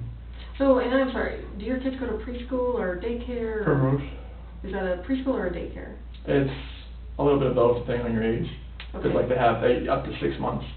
Okay, so what are your kids considered? In the preschool or in the... Celeste is early preschool 1? Early preschool 1. And Bella is pre-K 1.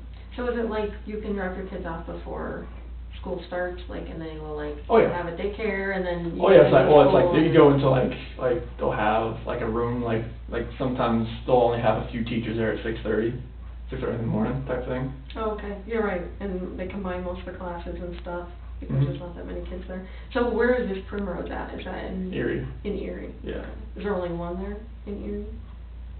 Yeah, I mean Primrose is like a chain of the school, but like Right. there's another one like in Thornton or something like that. And So there's only one in Erie? yeah, there was a teacher work day that day, so that's why they couldn't go. That's what I was wondering, I'm like, so Friday they would normally go? Mhm. Okay, They would normally go. That's why like I took that day off because like you didn't have any daycare?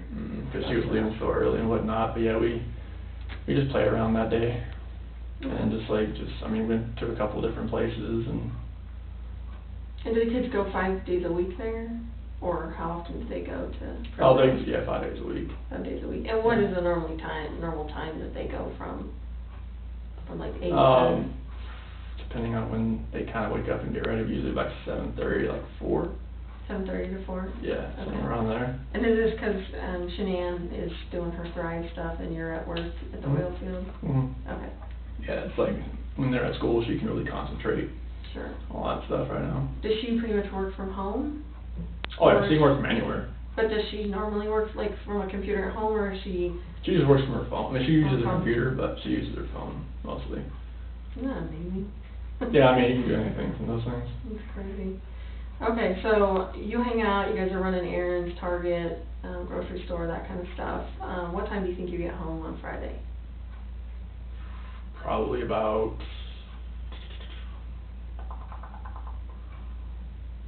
I would say probably about 4:30 or so. Okay. And do you guys do anything else Friday night? And just normal things like, you know, just getting ready for bed or have dinner, getting ready for bed type thing. Okay. Did you talk to Shanann that night? Yeah, Friday night? yeah, I'm pretty sure I did. Would you have FaceTimed her with the girls, or? Oh no, when she's away and stuff like that, like we don't FaceTime because they would really react to that. Oh, because they'd be upset. that They'd be she was gone. upset, yeah, like Bella was asking a lot about her. Okay. So did she talk to them, like as far as on a phone call, or? No, there was no contact between her and the kids while she was gone. And That's normal, like if she like last time there was a Thrive event that was like she went to Canada and like it was like we do not talk to the girls, like they would literally like have like a cry fest, like. You're like, I can't handle that, so. Well, I mean, she knows, like, Yeah. and like it would really make her cry too. Mhm. Okay. So, it was just one of those deals. Right, so what time do you think they go to bed on Friday night? Probably about 7:30, 8 o'clock. Okay. And what did you do Friday night? I went downstairs and worked out and just kind of chilled out at the house and. So your weight is in your basement? Yes. Okay, so you went and worked out, and then how do you chill out? Like, what do you normally do? Sports Center, and just like if there's a cool movie on to watch or something like that. And did you have anyone over on Friday, or Mhm. anyone stop by, or Mhm. anything like that? No. Okay. And then what happened Saturday morning? Saturday morning, kind of the same thing. Like Bella came in bed again. Like when she wakes up, she comes into bed and just kind of lays next to me, and then just kind of waiting for Cece to wake up, type thing. And then I was gonna go to Costco that day, but Shannon said she'd just do it when she got back. I go back on Monday, get some chicken or vegetables and stuff like that. But I got most everything from that click list, the King Soopers. They were just like hung out at the house and played outside, and before it got too hot outside, and just played in the playroom and did some things around the house because it gets so hot out there. Like we couldn't go to the park because they were doing like some drainage thing, and they had everything dug up, and whenever it does rain, it just like puddles up really high, and it was just one of those deals. Because you're in a newer neighborhood, is that right? Our house was built in 2013, Oh, okay. but there was already houses there. I think those houses have been there for a little while. Oh, okay. Mm-hmm. Okay. So you guys come in, or you're hanging around the house, playing around the house. So what happens around dinner time? So Jeremy Lindstrom, one of his daughters, McKenna, watched the girls that night. I went to a Rockies game. Okay. Yeah, Who did like- you go to the Rockies game with? I was, people from work. And who did you go with from work? It was, so it was Cody and... You have a lot of names too, just because I don't know who these people are. Oh yeah, it was like Cody Bourgeois and... Yes, because it was a raffle that we had from work. Oh, okay. So it was a work function, but it was Cody Bourgeois and Sam LaRue. Those two guys? Yeah. Okay. So just Yeah. 3 of you guys went? Yeah, and then I came home about 11. Did they win? Yeah, it was a walk-off 3-1 home run in the bottom of the ninth. Nice. So this is Saturday night, right? Saturday night. So what time did you actually leave to go to the Rockies game? It was like 5 o'clock. 5 o'clock. Did the game start at 7 or 6:10. 6:10? Yeah, I Did got you stop done. and eat dinner Yeah, the lazy dog. or at the Lazy Dog? Yeah. Who did you eat dinner with? About the same people. Oh, okay. Yeah, so got down there, the Rockies game, came back about 11 or so, stopped by at the gas station next to the house, got some money from McKenna, gave it to her. What gas station is that? The one right by our house, Do you know what kind it is or? Conoco. Costco? I think it's next to a Pinocchio's restaurant, Okay. so Is got the ATM inside? Yes. Obviously? yeah. Okay. Yeah, so we got that. Talked to Shanann on the way home. From the Rockies game? Yeah, How did you get there and back? with the Lexus. Oh, with Alexis. So Yeah. did you pick up anyone on the way? Did you give rides Mhm. to anyone? No. You just met them down there? Yeah. Where were your seats? Do you remember? That was on like the third baseline. Like good seats? They're decent. First level kind of? Like 10 rows up probably or something like that. Nice. It was not too bad. How much did you pay for the raffle? Oh, it was just something to enter. Oh, Something to enter in there. But nice. they always have something like for a golf tournament. I'm not a golfer or anything like that, but it was just something to enter. Do you and your, people you work with get together every once in a while? Not mainly. This was just like a random thing. It was just something, I never won anything, so it was just like one of those random things. Did you pick them to go? I won that one ticket. All 3 of you won Yeah. the ticket? Yeah. And did anyone So- else meet you guys there from work or? No, it was just a random thing. Okay. Yeah, but when we got home, I called Shanann, I asked her how much to give McKenna, and she was like, it's like, do I give her 60 or give her 50? I was like, just give her 50, because it's like, okay, you don't want to overpay her. I'm like, okay. When I get there, and the expedition was there, I think that was Jeremy's wife's car, and I gave her the money, and girls were fine. They ate pizza. I ordered pizza for them that night, for them like that. And then after that, I went inside, went to bed, and then. Were the girls in bed? Oh yeah, they were totally passed out. And was the mom there to help McKenna, or? No, I think she Was it dropped her? off the car, because I didn't see anybody in the car when I pulled up. Oh, McKenna can drive. I don't even know how old McKenna is. And she had her own car. She had a Jeep, Oh, okay. but I didn't see anybody in the car as far as her mom was, but I think they just dropped her car off, so like when I got home, they could just. Okay. So, and I hate to keep going back to the Rockies game, but you were with your coworkers there. Did you mention to either of them about, issues that you're having with Lord, your no. wife or No. anything like that? No. Are these not those type No, of people no. that you would talk to like that? No, Okay. nothing like that. Nothing at all like that. It's like, it's personal type things. I didn't want like people at work really knowing like anything that I'm going through. Mhm. Only person I really told was my foreman, just because if Who is that? Luke Apple, Oh, okay. And what did you tell him? I just told him I wanted him to be aware, if he felt like my mind was not on task, that tell me and just send me home type thing. Mhm. Because at work, when you're there, you need to be, because there's so much pressure around. Not like pressure, like wellhead pressure, Yeah. that kind of pressure. Dangerous. Yeah, you stand in front of a master valve or a needle valve that could be open or something like that. So you don't want to be 100 pounds could kill you.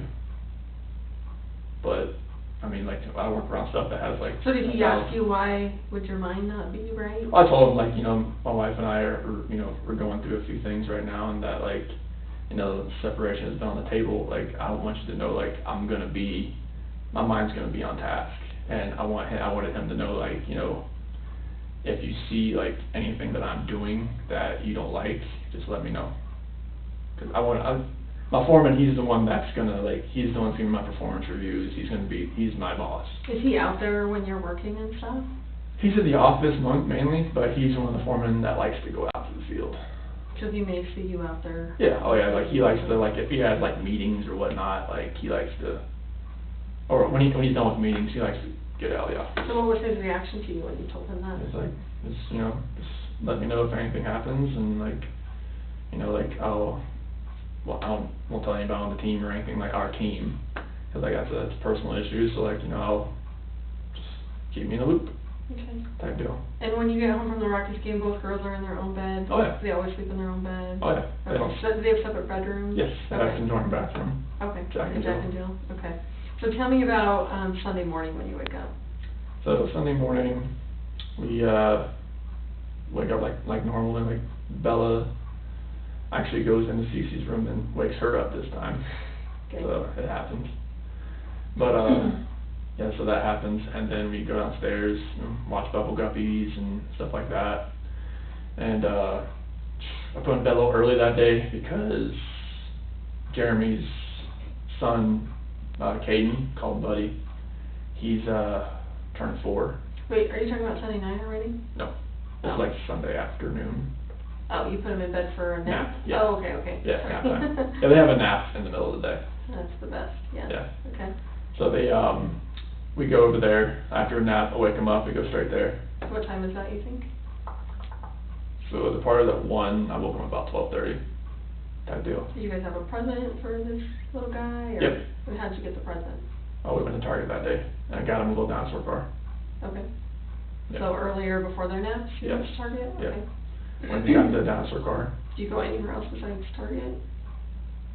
Mm-mm. Okay. Not that Sunday, no. Okay. Like, as we got back, it was about that time, and they had for like that little early lunch, they wanted cold pizza. So, that was their deal. It was the pizza left over from the other night. Okay. So, they ate that, and they went and took a nap. And then after that, we went to Jeremy's house, and we were there from like 1:15 to like probably 4:30, 5 o'clock. Out there, it was like, I didn't know it was gonna be like a water balloon like pool thing. They had a little mini pool out there with water balloons and everything.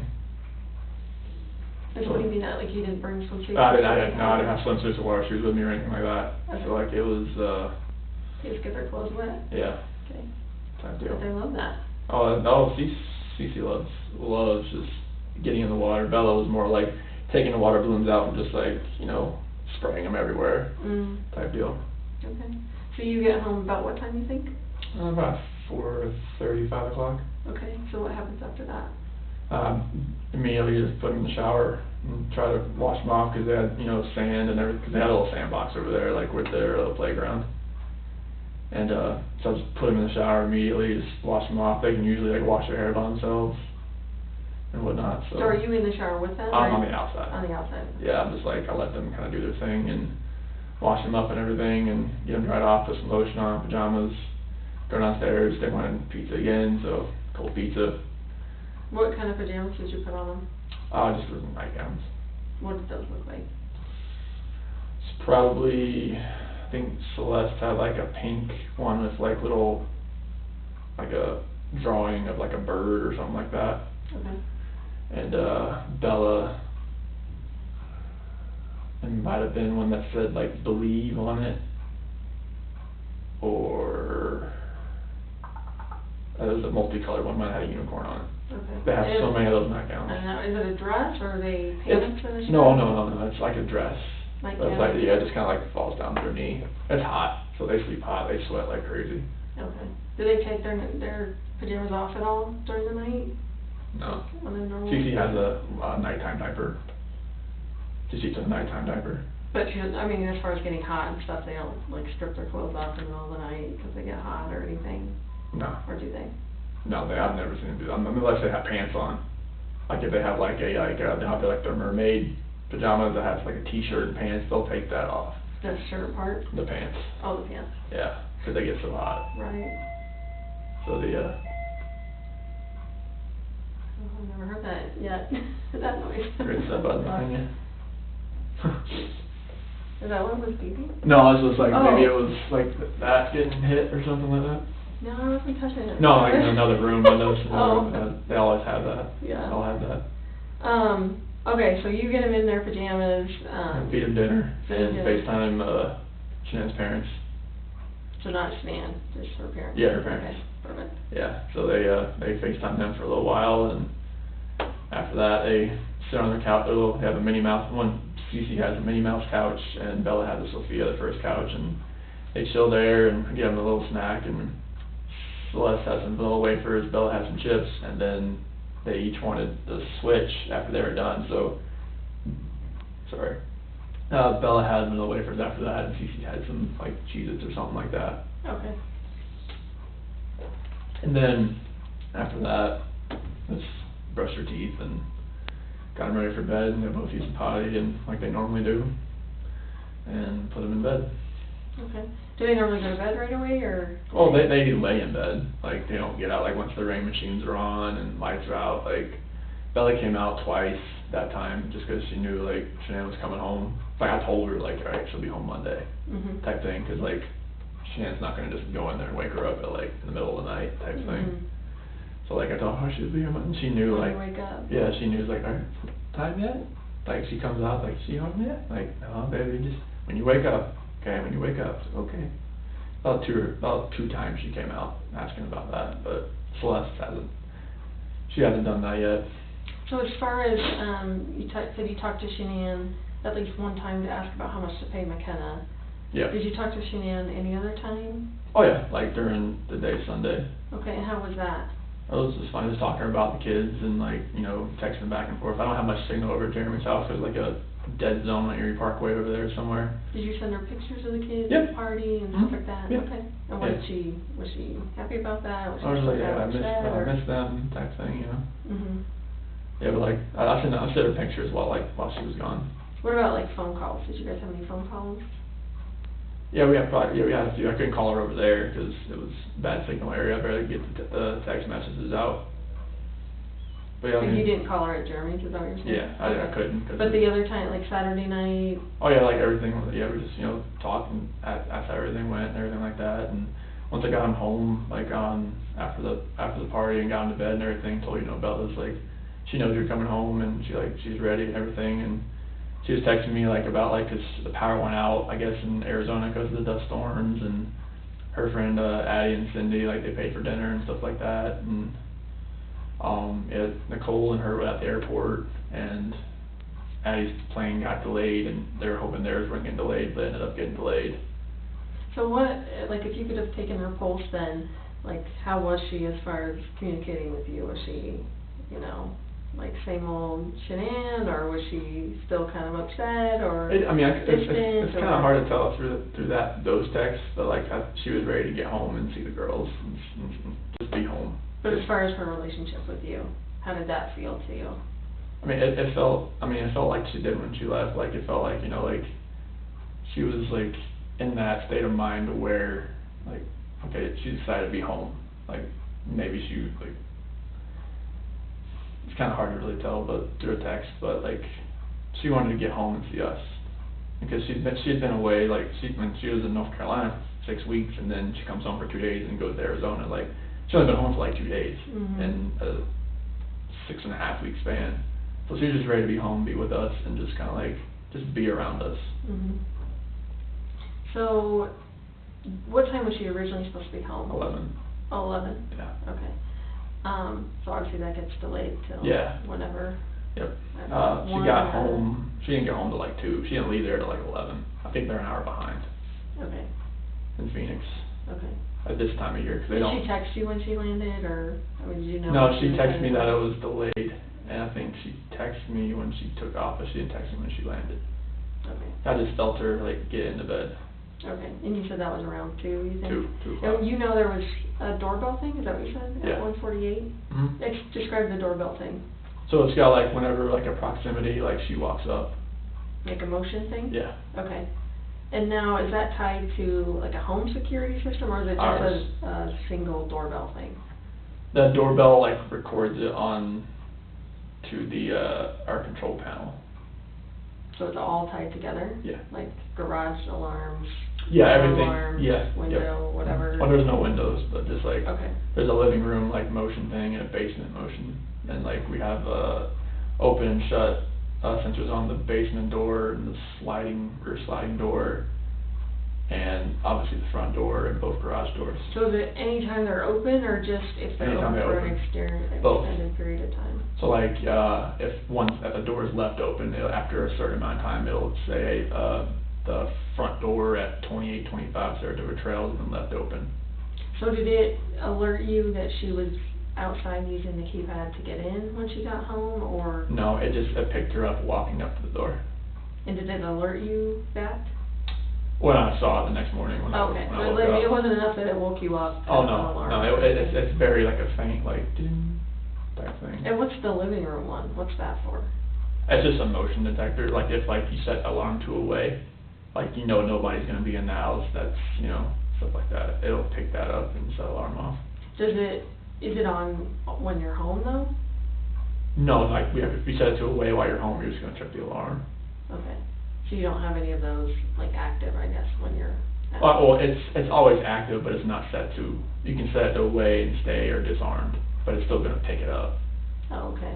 Like if you look on my phone, like you go to the Vivint app, it'll show you, like, living room motion system detected. So, and I guess, so just for my own knowledge, did you actually look at that, obviously when she went missing, and the girls, did you look at your living room alarms and that, I mean, to see if there was stuff going on in the It living doesn't, room? like, once, cause we had so many, like doorbell trips, cause it was messing up so much as far as, like, little things setting it off, I can only go to the history so far. So you don't pay for the cloud storage for that? No. Okay. Is that an option? They had never given it to me, Okay. but like, So how far did it go back? I'm not sure how many, like, different, like, events that it can store. Like, it'll have notifications, you can scroll, but it eventually just ends. Not sure how long they'll actually keep it. So when this all happened, did you look on there and it, like... The only thing that I saw that was really strange was that, when I left, it said, the garage door stayed open. And no, so if that was on there at 5, whatever, in the morning, right?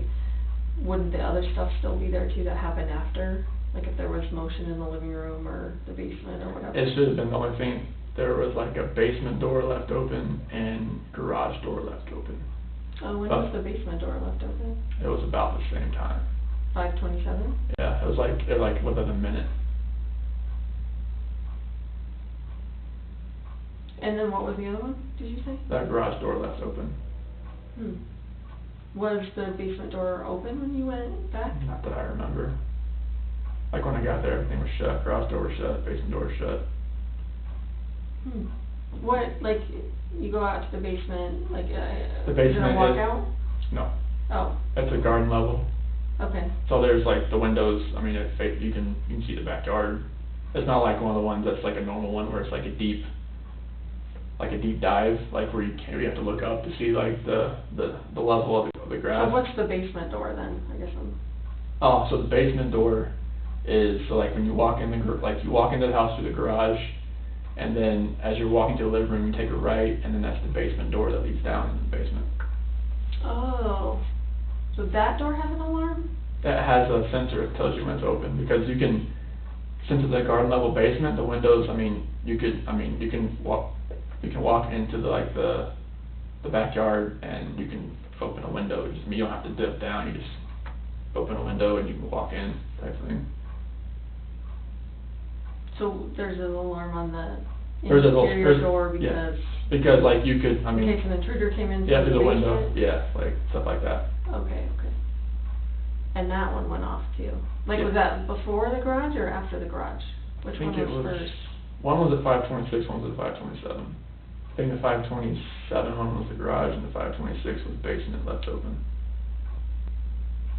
Do you get those a lot, or do you guys even hang out in the basement usually, or? I'm usually down there just to like work out, but I didn't work out that morning, so like it definitely wasn't open when I left.